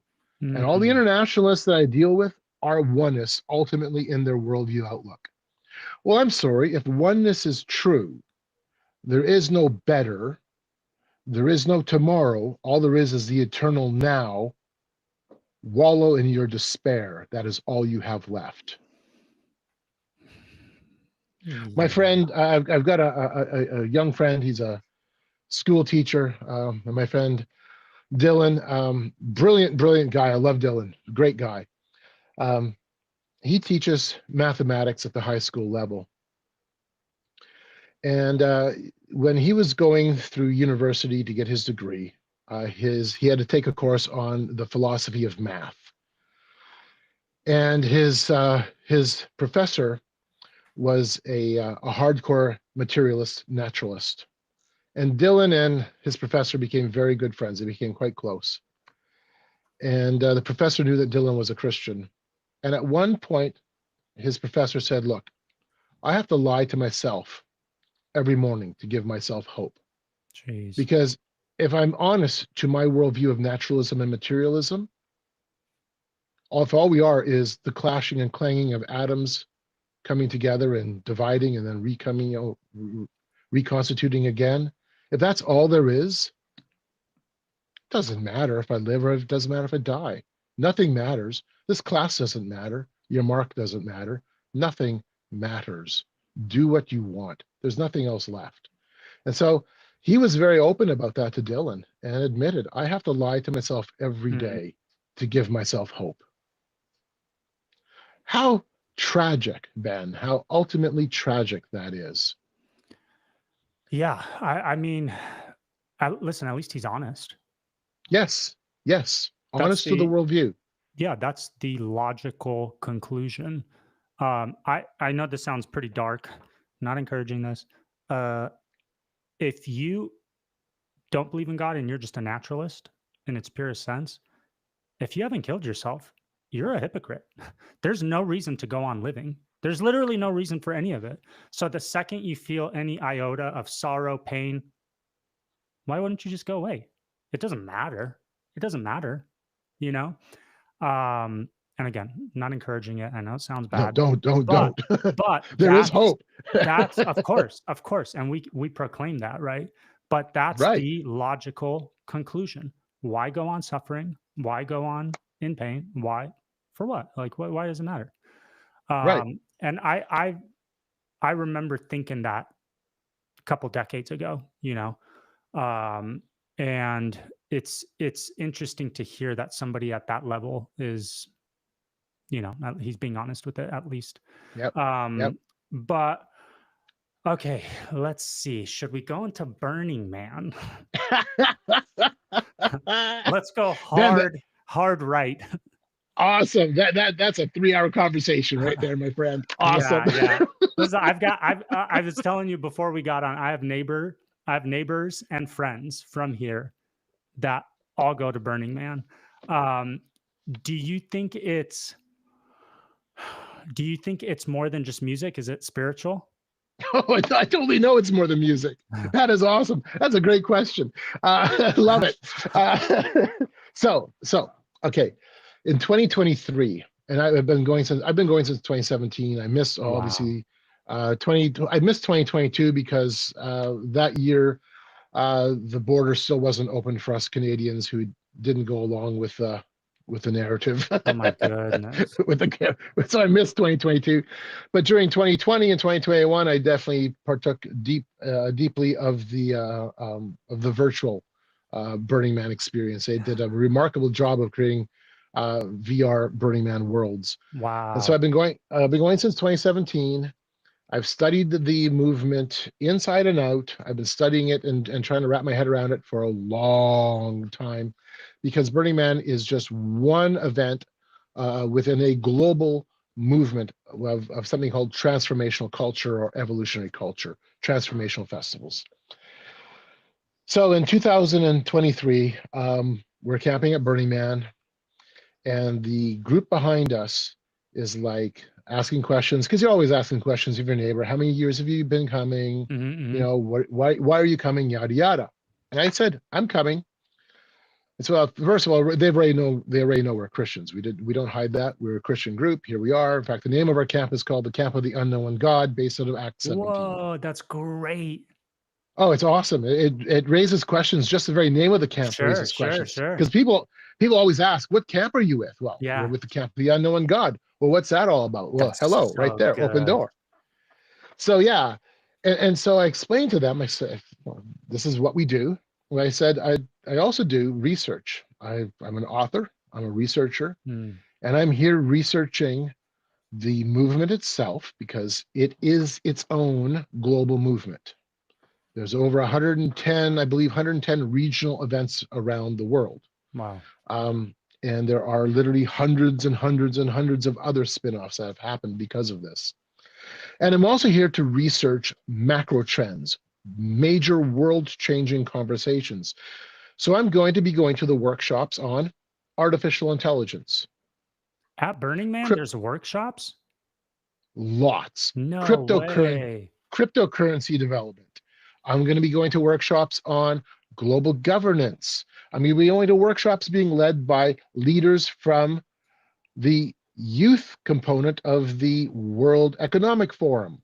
I'll be going to workshops where we're going to have literally the execs from Silicon Valley, all your Google execs and all the execs, because they're all there having literally high-level, world-changing conversations. Wow. And the camp behind us is going, really? These exist? This happens? I'm like, yes. And how many times have you been coming to Burning Man? We've been coming to Burning Man a lot, but I didn't know this was going on. Yeah, they're like, we're here for the drugs. Yeah, we're here for the party. So Yeah, this is one of the things. One of my friends, Basil from Canary Cry Radio, he's part of our camp as well. He camps a little ways away from us with some other friends, but he's definitely part of our group in a major way. And Basil made a really interesting point, and he made that point either last year or maybe the year before, last year, to the effect of, the party side of Burning Man is really a kind of a psyops. Number one, wow. it keeps the Christians away, because we're all now afraid of the debauchery that's there, and there is debauchery. There absolutely is. But you've got the same level within your state universities. Oh, sure. It's happening all over the place. I mean, yeah, we live in a hypersexualized world. And yeah, that plays out in a very significant way at Burning Man, no question. Yeah, there's an orgy dome. Yeah, there's an orgy bus. Yeah, there's camps for all kinds of stuff like that. But at the same time, there's a lot of other things going on. And as he was very, as Baz was very kind of able to see through the fog of it all, he was like, yeah, that's a psyops. It keeps us as Christians away from being effective in this environment. But it also keeps us away from the fact that there are world-changing, world-level conversations that are unfolding. So Burning Man is not just a bunch of EDM camps out in the desert. That's it's what I thought. Really, most people think it's just a bunch of drugs and naked people, and there's more nudity than you're used to, but less than you actually expect. Put it that way. And not all nudity is exciting nudity. If you work in the health industry, you'll know that. Some is depressing.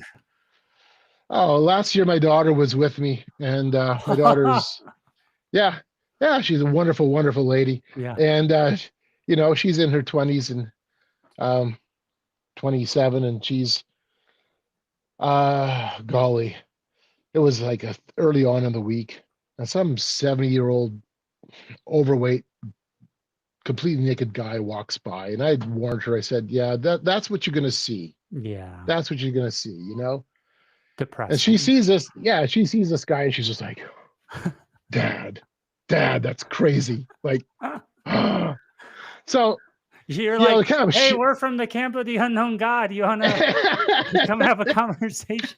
but that kind of blows away that image that it's all just like sex. Yeah. Sensuality. That's not sensual. Let me tell you. Right. There's nothing, again, if you've worked in the health industry, you'll know what I'm talking about. So, but all that is there, and in a way it masks the fact that there's bigger things going on, way bigger things. So in a weird way, it's kind of a culmination or a combination of Mardi Gras and the World Economic Forum in one location. We've had World Bank officials. I think it was in 2019, we had 52 US mayors touring the city to take away lessons that they can bring back into their urban zone. The former chief economist at the World Bank, I think it was in 2019, was there to see how Burning Man would fit, Black Rock City would fit within the World Bank's Charter City program. What? Oh yeah. No, there's way bigger stuff going on. Man? Why did they choose Burning Man? Because it's an experiment. It's a petri dish. For 1 week, the world is experimenting in real time with how things can change. That's wow. So okay. I'll give you an example. Again, this goes back to 2018. 2018, the theme that year was iRobot, and the art pieces a lot of them were meant to ask the question: can man and machine merge? What's the relationship between humanity and technology? I was at a workshop where a very well-known personality in the crypto space was talking about the merging of crypto with psychedelics, with AI, and bringing all this into kind of a big picture scenario. He had just come back from his ayahuasca journey Of and course. was now giving us a download. Of course. And Ben, it's not exactly as I'm, I'm not going to repeat it word for word because I can't remember it word for word, but it was to the effect of after 2 hours or so, because it was a full, not full afternoon, the full half of the afternoon on this big discussion. And the people in the tent were, execs from major corporations. Wow. That, you're using the products, I'm using the products. Right.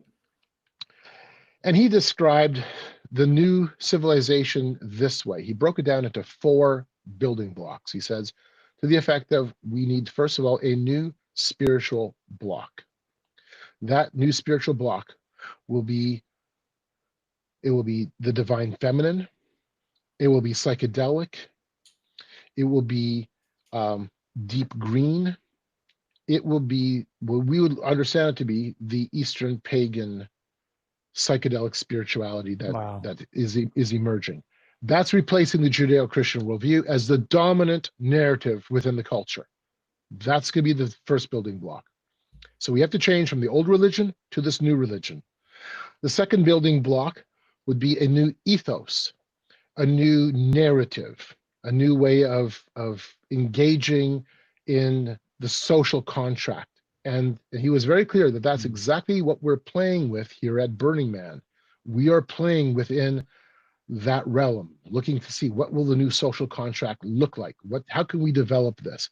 That's why when you're at Burning Man, it's not uncommon to walk into a tent where there's workshops happening and there's discussions around polyamory or discussions on open sexuality, open marriages. They're playing with new forms of relation building, but it goes beyond that. The camps themselves, many of the camps themselves are playing with new concepts around democracy, new concepts around governance, management. And so he was very right. We're playing with these new systems, creating a new ethos. Then what we need is a system or a behavioral model that reflects blocks 1 and 2. And that comes through our purchasing power, what we buy, what we sell, and how that is reflected on blocks 1 and 2 will require a 4th block. We need artificial intelligence to manage all of this. So in other words, if your purchasing behaviors don't align with a new spirituality, if they don't align with a new social contract, that's crazy, then your purchasing behavior will no longer fit as it's all being monitored by AI. And I'm giving you just the cold notes of what he basically said over the space of roughly 2 hours. But Ben, I walked out of there with my jaw on the ground going, I've just heard it all. The combination of spirituality, culture, social re-engineering, doing it through your ability to purchase, because ultimately it's your ability to purchase that's going to determine how you're going to behave. It's in many respects. If you can't buy food, what are you going to do? If you can't buy fuel, if you can't engage in transportation, what are you going to do? And then the last one, artificial intelligence, is being the web that weaves it all together. That's everything, Carl. We watched the trial run during COVID, right? Some countries more than others, where if this is all it took to get people to comply, okay? The majority of people, hey, you're going to lose your job. 90% of people are like, okay, sorry, we'll comply with anything, right? If you threaten somebody's livelihood and their ability to feed their family, pay their mortgage, et cetera, right? They're going to do anything. Most people are going to do anything you ask.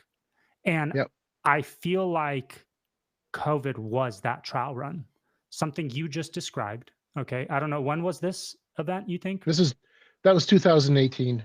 2018. What a coincidence. I'm not saying this guy rules the world, but what a coincidence that conversation happened at Burning Man amongst these prevalent individual or prominent individuals.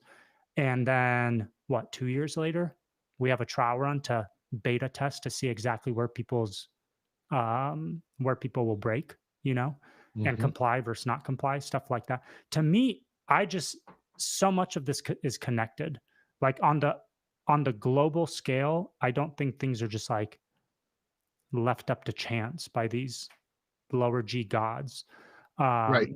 So when you're describing this, I'm just like, oh my gosh. Well, of course we're seeing that. Of course this happened 2 years later, so that they could test it on the mass populace, right? And then what a coincidence that this guy's talking about a download, as you put it, Mm-hmm. Mm-hmm. from a ayahuasca trip, which is all the rage. Like if you're paying attention to popular culture and movers and shakers within culture and entertainment, everybody's talking about ayahuasca, DMT, mushrooms, so psilocybin, Yep. and they're all talking about encounters that they're having, messages they're receiving. I believe it's Queen's College in England. They're doing the long-term DMT drips and documenting the results. And people are having the same experiences, going to the same places geographically. They're not talking to each Mm-hmm. other. They're encountering the same entities who are giving them similar messages. They've got cases where two people, let's say John and Bob, never met. They don't know that they're in the experiment. They both do the drug, meet an entity. They described it. It's a female, feminine, same name, and the entity asks John, "How's Bob doing?" John doesn't know Bob exists. She's like, Right. "How's he doing? I haven't seen him in a while." So something is going on that Yep. people are tapping into, and they're coming back with messages like what you just described Right. from over there, from that, whatever you want to call it, realm, Right. dimension. I don't care. It doesn't matter what you call it, right? Yep. And the connection to psychedelics that we're seeing, that's another big Oh, yeah. trend I'm seeing unfolding, Massive. right? So Massive. there's an increase in paganism, there's an increase in the call for AI, let's say, an increase in complaining about overpopulation, and an increased push to use psychedelics again by the populace and legalizing it and all Yep. of that, right? Yep. Do you see that Yep. all Absolutely. as part of the same agenda? 100%. Hmm. 100%. I've been in. Okay, so one of the things when I'm at Burning Man, I am specifically going to a lot of the workshops on psychedelics. A lot of Wow. times, hey, if Rick Doblin and Maps are doing a workshop, they're always there. Then I'm going. I'll be attending their workshops. Um, in 2023, I was at the Parliament of the World's Religions in Chicago, and there was a workshop on basically psychedelics as a new sacrament. And Richard Rohr was one of the notables in that workshop, along with other prominent people from um, some university studies and I believe one or two seminary professors. And so the takeaway was at the Parliament of World Religions, psychedelics is opening up a new vision of spirituality. And they described how psychedelics is going to be is being integrated within the realm of seminaries, Wow. and especially within the realm of chaplaincy programs. That's where they wanted to see it go. So I'm there in 2023, the summer of 2023 in Chicago at the Parliament. 2 weeks later, I'm at Burning Man, and I'm going to a workshop at RAF, which is a progressive Christian camp, meaning religious as FU. Yeah. You know, that's what it is. Sure. And the workshop was on Jesus and psychedelics. And so while I was hearing the justification for psychedelics at the institutional level at the Parliament of World Religions, now I'm hearing as Episcopalian, Methodist, and I believe a Baptist minister, we're all talking about how they use psychedelics to now feel agape love, Wow. to have a new vision of or a new lens through which to view scripture, and it gives them inner healing. And so on the one side, I heard the institutionalizing of it. On the other side, I heard the justification of it at a personal Wow. level. So very, very interesting. Last year, I was at the Texas Eclipse Festival, which happened on April, right around the April 8th eclipse sighting. So we were all there to watch the eclipse, and roughly 35 to 45,000 people were at the Eclipse Festival. The Eclipse Festivals are a subculture parallel to Burning Man within the Transformational Festival evolutionary cultural movement. And so on one part of the festival, they had shamans because, hey, they're all there for the eclipse. They're all there to align their energy between the earth, through your feet, up your legs, up through your crown chakra, to the moon, to the sun, and you're all part of this alignment. That was, the spiritual version or the spiritual explanation kind of why everybody was attending. So at one part of the festival grounds, we had all these shamans doing their rituals and keeping their sacred fire going, and they're all there. And it's all hyper spiritual. If my arm was good enough, I could have picked up a rock and thrown it and hit the space camp where Elon Musk's SpaceX crew is all there, major conversations on the mission to Mars, big conversations just a little ways over on AI, big conversations just a little ways over on the other side on the cryptosphere. One of the workshops I went to was a leading process engineer from NASA, and he's been doing engineering in aerospace since the 1970s. And he explained to us how he would do psychedelics, LSD, encounter an entity, come out of his vision with whole new mechanical processes. Oh, wow. And so he was describing to us a new refueling process that he'll be pitching to Elon a couple of weeks after the Texas Eclipse Festival that he had received from the entities in his psychedelic state of mind. And he had no problem with explaining that to us. Unreal. So when we look at scripture, we see pharmakia.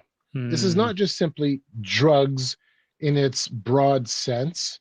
I believe it is drugs or medical or pharmaceutical substances that opens up a spiritual dimension. It's not just simply, hey, we're all popping some Tylenols because we got a headache. It's no, our worldview is shifting because we're accessing entities totally. in a pharmaceutical, spiritual, ritualistic way. Yeah, I totally believe that. I'm of the opinion that God created us to be in a particular chemical balance to experience this realm, this dimension as he intended. Okay. Yep. As Christians, I don't think it's far-fetched to say we believe that the supernatural or things we consider supernatural, like angels, demons, they might actually be around us and we just cannot perceive them. You know what I mean? And possibly when Adam and Eve were kicked out of the garden, God just altered the chemistry so that they lose the ability to engage with that realm on a regular basis, or to see it or to perceive it. Then you partake of some substances that alter that brain chemistry that possibly just open your eyes up and your consciousness or mental state or whatever up to actually perceive what's going on around you spiritually. I don't know if it actually teleports your consciousness into the spiritual realm. I don't know if it does that as much as just allows you to see what's already around you, which God is just shielding us from. That's just my opinion.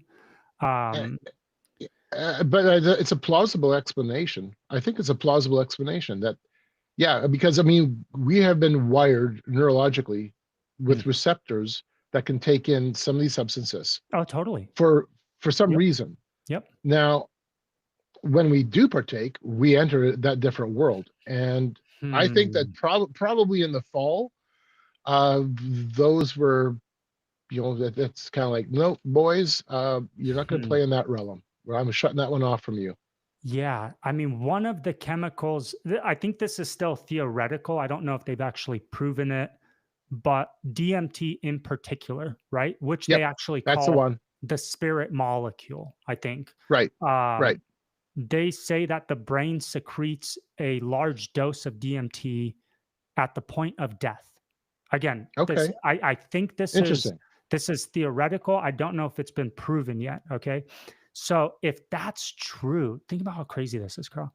If that's true, can you it would make total sense that chemically you are transported as you're dying, you are being transported and your eyes are being opened to what you're about to enter into.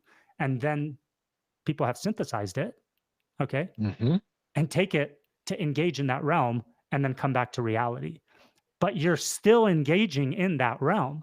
You're still encountering Right, things and entities and beings, things that we're probably not supposed to engage with, right. you know? Um, so I really need to look up if that's been Yeah, proven yet or but not. very interesting. I look at psychedelics as being something analogous to the situation we see in Deuteronomy 18, where God is saying, "Don't have anything to do with soothsaying, Totally. sorcerers, Totally. divination." Not because it doesn't work, but because you are entering a realm that you are not Yeah. supposed to be partaking in. Because it works. So don't do it. That's right. That's right. And it works, but it doesn't necessarily mean it works in a beneficial way. It doesn't necessarily mean it works in a Yes. truthful way. It Yes. is, you're playing within the Yes. realm of literal spiritual deception and spiritual deceivers. Yep. So it's like, don't do these things because it's going to take you down the wrong road. Literally, from a species point of view, stay in your lane, which is going back to the Absolutely. problem of course, transhumanism. We don't want to stay in our Mhm. lane. Global governance, we're going to rule all over you. We're going to be the gods that rule over you. Yeah. Stay in your lane, stay in your lane. Um, Psychedelics, I'm going to open myself up to other entities. I'm going to transform. I'm going to look for new knowledge, discover a new Gnosticism. No, no, no. Stay in your lane. Stay in Yeah. your lane. How about we do this, Ben? We stay in our lane and we trust the one, Jesus Christ, Mm. who defeated death, who was able to operate both in his lane and our lane, and to do it in a way that gives us hope. Yeah. Yeah. That's a great point. And he's the only one that left here, entered that realm, took care of business, came back, Yep, and then teleported entirely, you know, absolutely. physically, spiritually, the whole shebang took off. So Yep, if you want to just have an example of something that you're longing for, striving for, look at Jesus as the example. He's the one that actually did it fully, not just went in, dabbled, and came back in 20 minutes, you know? right, right. Um, so he's the ultimate. I don't know what to put there to not sound heretical, but he's the ultimate example of what you're trying to experience. And one of the so I watch a lot of content just to get a pulse of the culture. You know, you go and Hmm. experience these events and learn from them. I just watch. I consume a lot of content, and obviously one of the biggest content creators, podcasters in the world is Joe Rogan, and Joe Right. Rogan is a huge advocate for psychedelic usage. He says you shouldn't be allowed to be in government if you haven't used psychedelics. He's joking, but he says that it changes your brain chemistry, makes you more benevolent, more loving, all of the stuff we talked about earlier, right? Um, and it's interesting during COVID when he was pushing back and people with huge audiences were getting canceled, including the president. The president got removed off Facebook and Twitter, and you know what I'm saying? Yep. Who doesn't get removed, although they're saying the same things? Joe Rogan. So I was like, well, that's weird. Why aren't they going after that guy? And to me, I think it's because he's a proponent of psychedelic usage, uh, this kind of mystical spirituality thing where he doesn't know if there's one divine being, but he does believe in some kind of unifying force, and some energy kind of stuff. So it's as if he's pushing a certain agenda that's in line with their greater agenda. So they don't really care so much that he's talking negatively about this other stuff. You know what I mean? And so they just let him on. They just let him on. And now he talks about it all the time, openly, to 80 million plus subscribers that he's got. So to me, I'm like, man, he doesn't even know what he's being used for, you know? Right. And he's a major voice and influencer in this day and age. And another thing he talks about, and check this out, look how we're going to steer to the other side, is the alien stuff. Okay. So he talks about like a veiled spirituality that he can't put his finger on.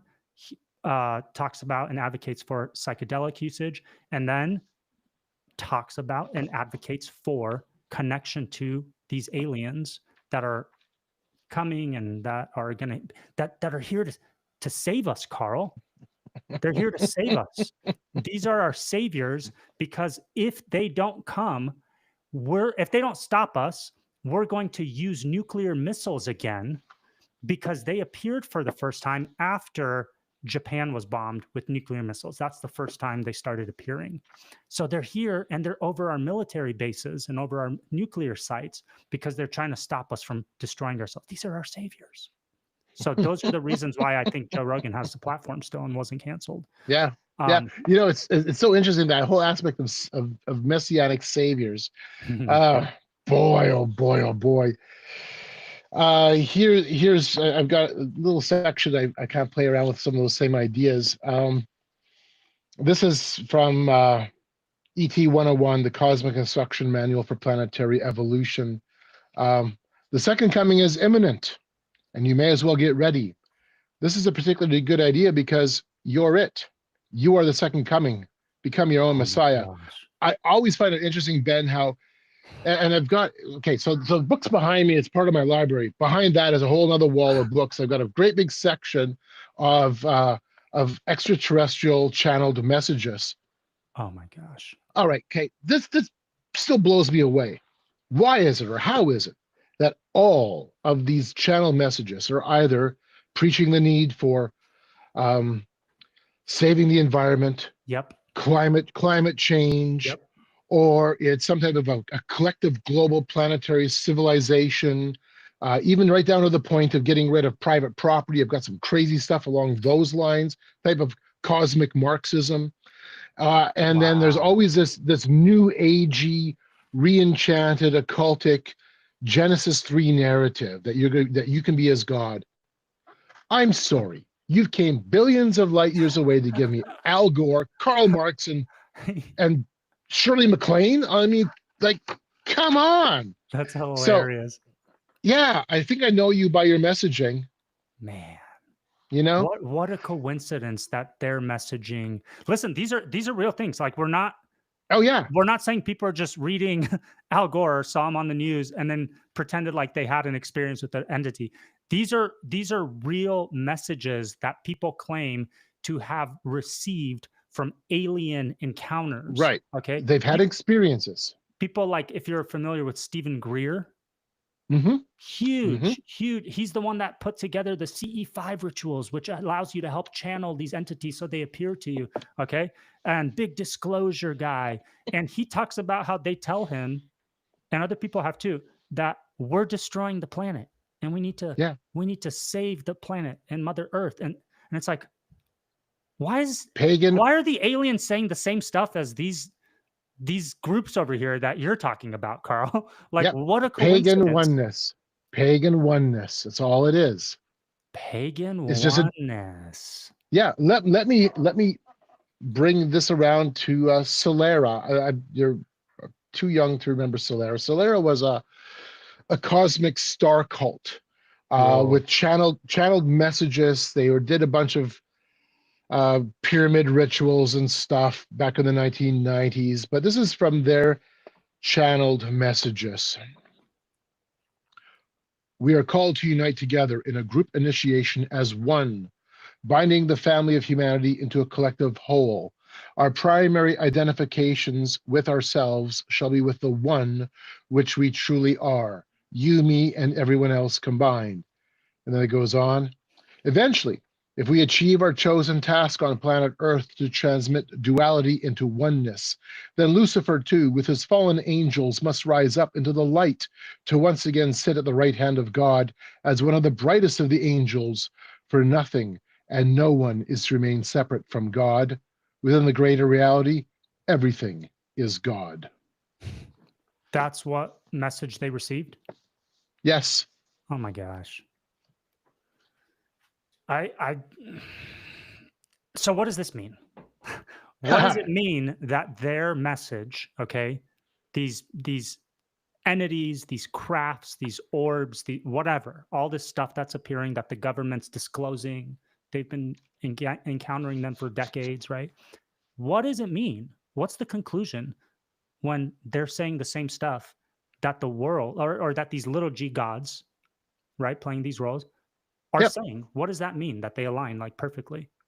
Oh, there's a lot of things it could mean, but I think one of the from a Christian point of view, for me the excited thing that the thing that gets me going, that it means is the very fact that the entire world system, including the entities, are all giving a message that is, in every respect, in a literal respect, diametrically opposed to the biblical worldview, the biblical narrative, which, by the way, is a absolutely unique narrative. Definitely. Book of Mormon doesn't have that narrative.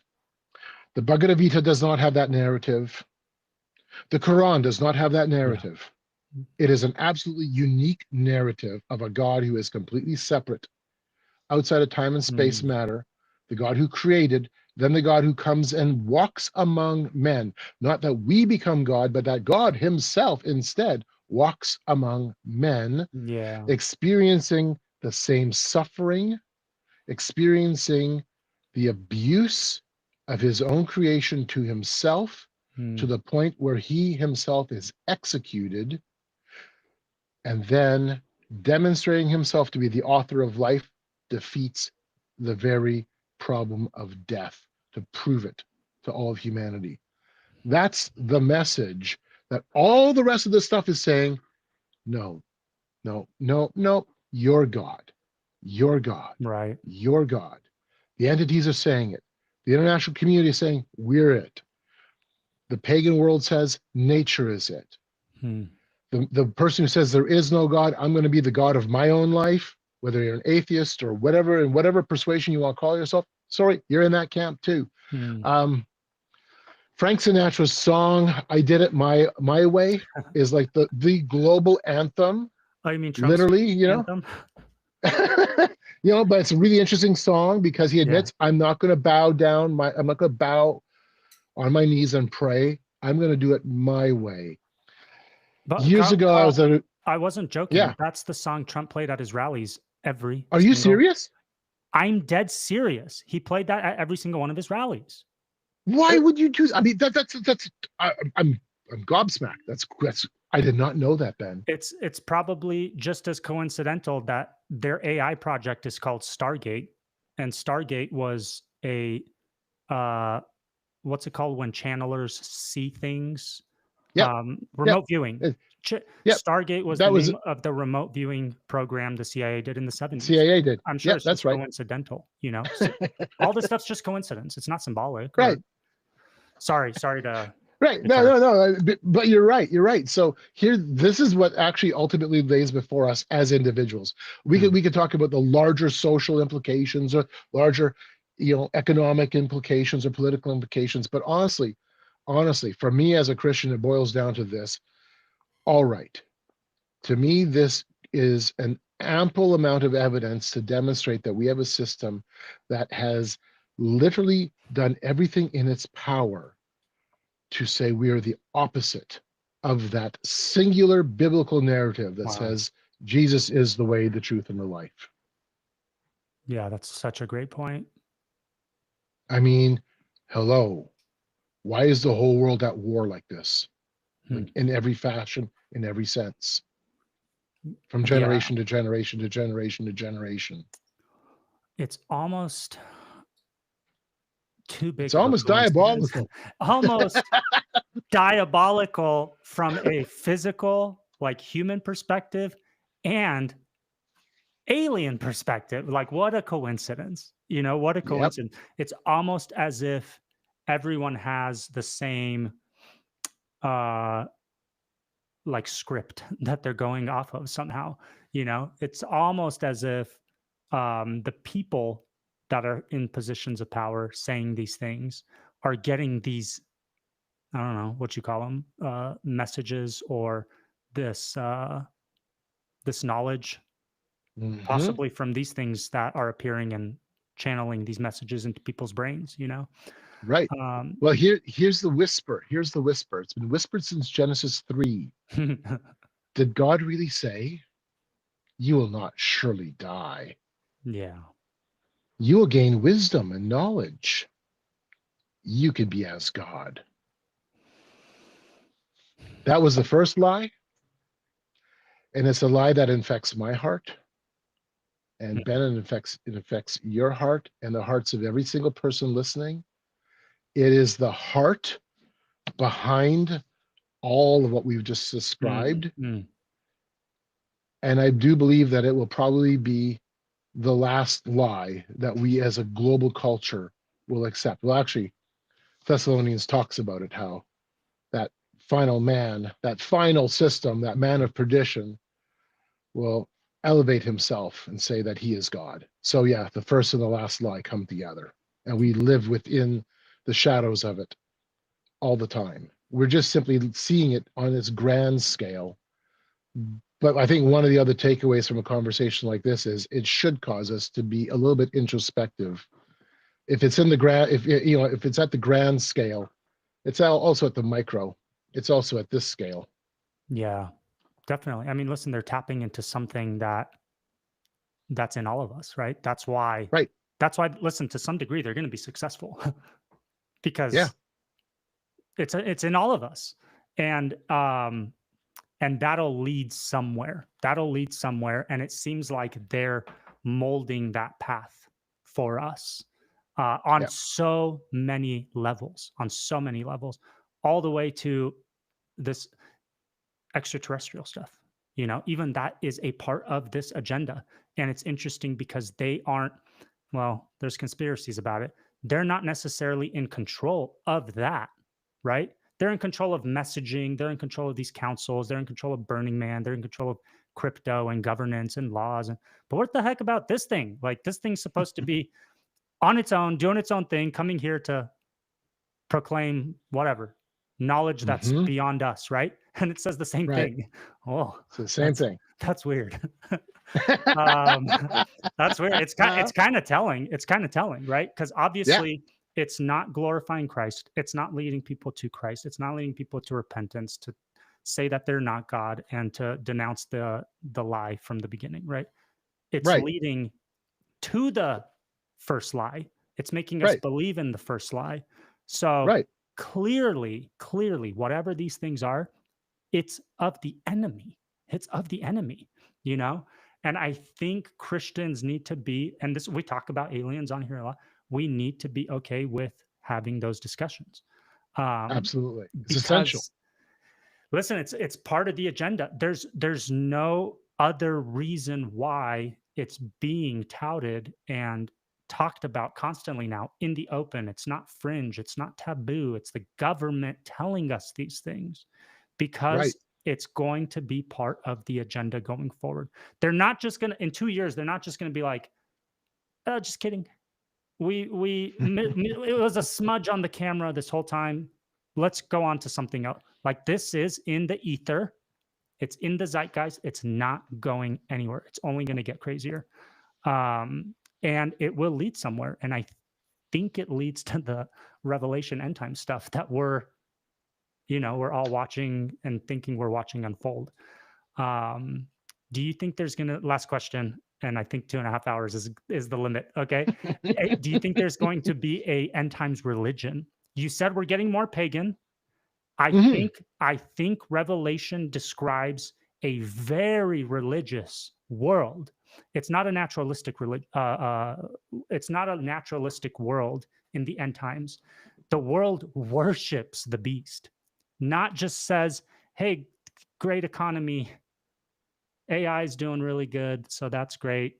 They're worshiping the thing or the guy, you know? Yep. So do you think There absolutely, there absolutely is. In a weird way, I think I've intersected with it a little bit. You probably have too. We all probably have to some extent. So when I said earlier that I went to the Parliament of the World's Religions, there is a movement within the international community called interfaithism. Interfaithism is not just simply Muslims sitting down with Jews, sitting down with Buddhists, sitting down with Christians to share a meal together. There is an international political component within interfaithism. I was at the 2015 Parliament in Salt Lake City. 10,000 religious leaders and also leaders from the international community, the United Nations, the World Bank, International Labor Organization. They're all there. I was at the 2018 Parliament in Toronto. Again, governmental leaders. We had members of the Club of Rome there, members of the United Nations there, with 8,500 religious leaders from every religion that you know and have never even heard of. 2023, I was at the one in Chicago, and I've been to a number of other interfaith events. So the interfaith community is the world's religious leaders coming together, and they coalesce around social, political, and economic agendas and narratives. They come together to advocate for the United Nations Sustainable Development Goals. They come to advocate for security and peace. They come and advocate for projects and programs within the international community, the political community. In many respects, they are the moral voice of the world, of literally, the world system. What is interesting is, if you want to go back to the history of internationalism, where these concepts of one world really kind of take the stage for the first time in its modern context, you have to go to a religious event. The 1893 Parliament of the World's Religions, the very first time that religious leaders came together in the modern context, coming from all different denominations, all kinds of different religious movements, all coming to talk about what they described as righteous internationalism. Wow. And it created the milieu out of which was birthed the League of Nations. It created the milieu out of which came this concept of we have to become one world, working together. If it wasn't for the fact that religious leaders in 1893 got together and did what they did, we probably wouldn't have the same sense of global governance and globalization that we do today. It already exists. It's there, and it has been there. Actually, it's been there since the beginning. And it's a huge conversation. I know you have the PDF, so tackle. Here's your homework. Wow, I haven't had homework in 20 years. All right, tackle chapter 12, spiritual politics. Just go straight there. I wrote the book in such a way you can literally pull any and every chapter out and read them individually, or read the whole book end to end, and you'll have a more complete narrative. But you can pull out any chapter and read them individually. But do that. Tackle chapter 12. That's great. Interfaithism. Awesome, Carl. Thank you so much. Where can people find your book, your contact or social media or YouTube, or what else do you got? You can find my book at Amazon, obviously. I have a webpage called gameofgods.ca, and that you can read excerpts of the book there. I used to have an online publication called Forcing Change, and it was a monthly magazine that I ran from 2007 to end of 2015, I think that's what it was. Anyways, there's 9 years of back issues at forcingchange.org. Forcingchange.org is an old kind of deposit of it's just a handful of my articles and reports, but you can sign up with an email. It's free, and then you can grab all of the PDFs of all of the back issues of Forcing Wow. Change magazine. A massive, massive resource. Wow. Massive. And it's yours. It's free. Just grab it. Mm. And then I just, as of 2 weeks ago, started a Substack. So look for the Substack under the banner of my name, Carl Teichrib, or I'm also operating underneath kind of an umbrella, because I'm going to be looking at bringing other authors on as well. And that is, the Substack is titled Convergence. Great. Yep, Convergence. Power and belief. Great.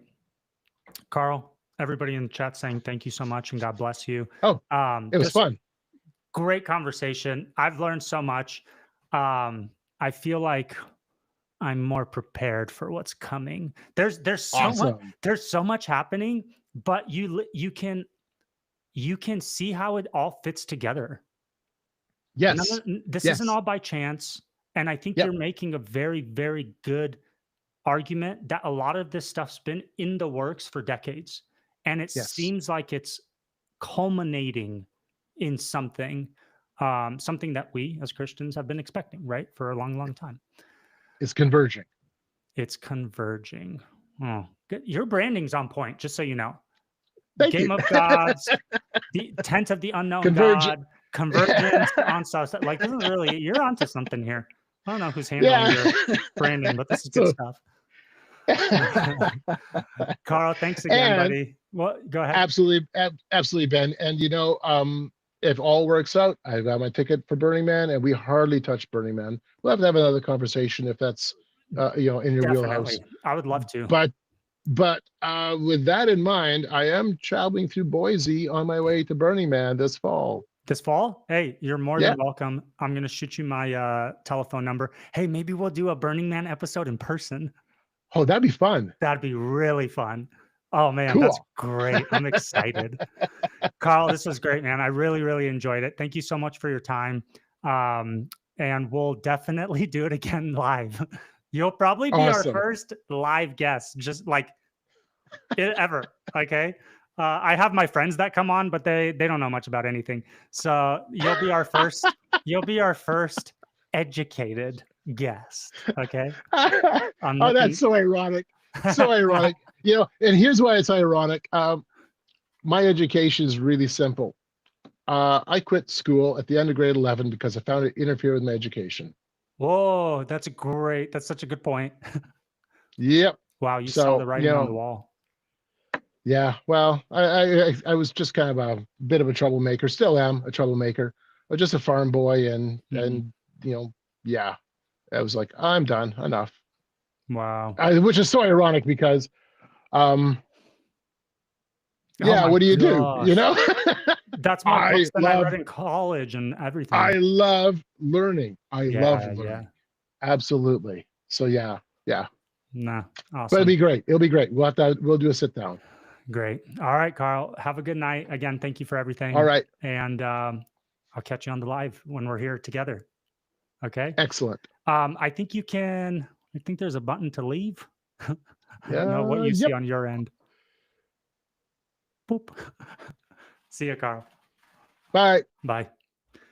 Dude, that was great. I don't have Dennis here for an after party, but it's also been, oh my gosh, it's been 2 hours and 40 minutes. Guys, if you're still here, thank you so much for sticking around. That was great. I definitely learned a lot. And Carl, for me, I have in my mind like a bit of a roadmap about all these topics we discuss all the time, right? And how they kind of fit together. But I feel like Carl really draws it. He's the one that draws it together in a real, like, academic, intellectual way, right? And he could talk about how all of these things converge, like he said at the end. And so that to me is, dude, he's a real treasure. We gotta save him at all costs. I don't really know what to do here on my own. Let me see if I have any. Was there any questions in here? Well, never mind. They're probably for Carl. Yeah. Guys, love you. I think I'm just going to call it. Might go hang out with my wife. Here's a be a menace tank top for the summer. I should have said that earlier. The guy probably thought I was just some like he probably thought I was like the most underdressed for a conversation he's ever had. I forgot to talk about the tank tops. We've got our merch store out. Thank you guys for the donations too. That's incredible. I really do appreciate it. We do actually use all the funds you guys send or stuff you buy. All the money is just like going back to paying for subscriptions and softwares and stuff like that. We've got a couple really good, oh man, guys. In the chat, did you guys see Prometheus Lens? He popped in for a second. He's going to come on in a few weeks, I think 2 weeks. That one's going to be really, really cool. If you haven't heard of Prometheus Lens, check him out on YouTube. I think he's coming up in 2 weeks. Saturday, this coming Saturday, so in a couple days. Oh, man. Oh, thank God it's in the morning because I have a wedding to go to.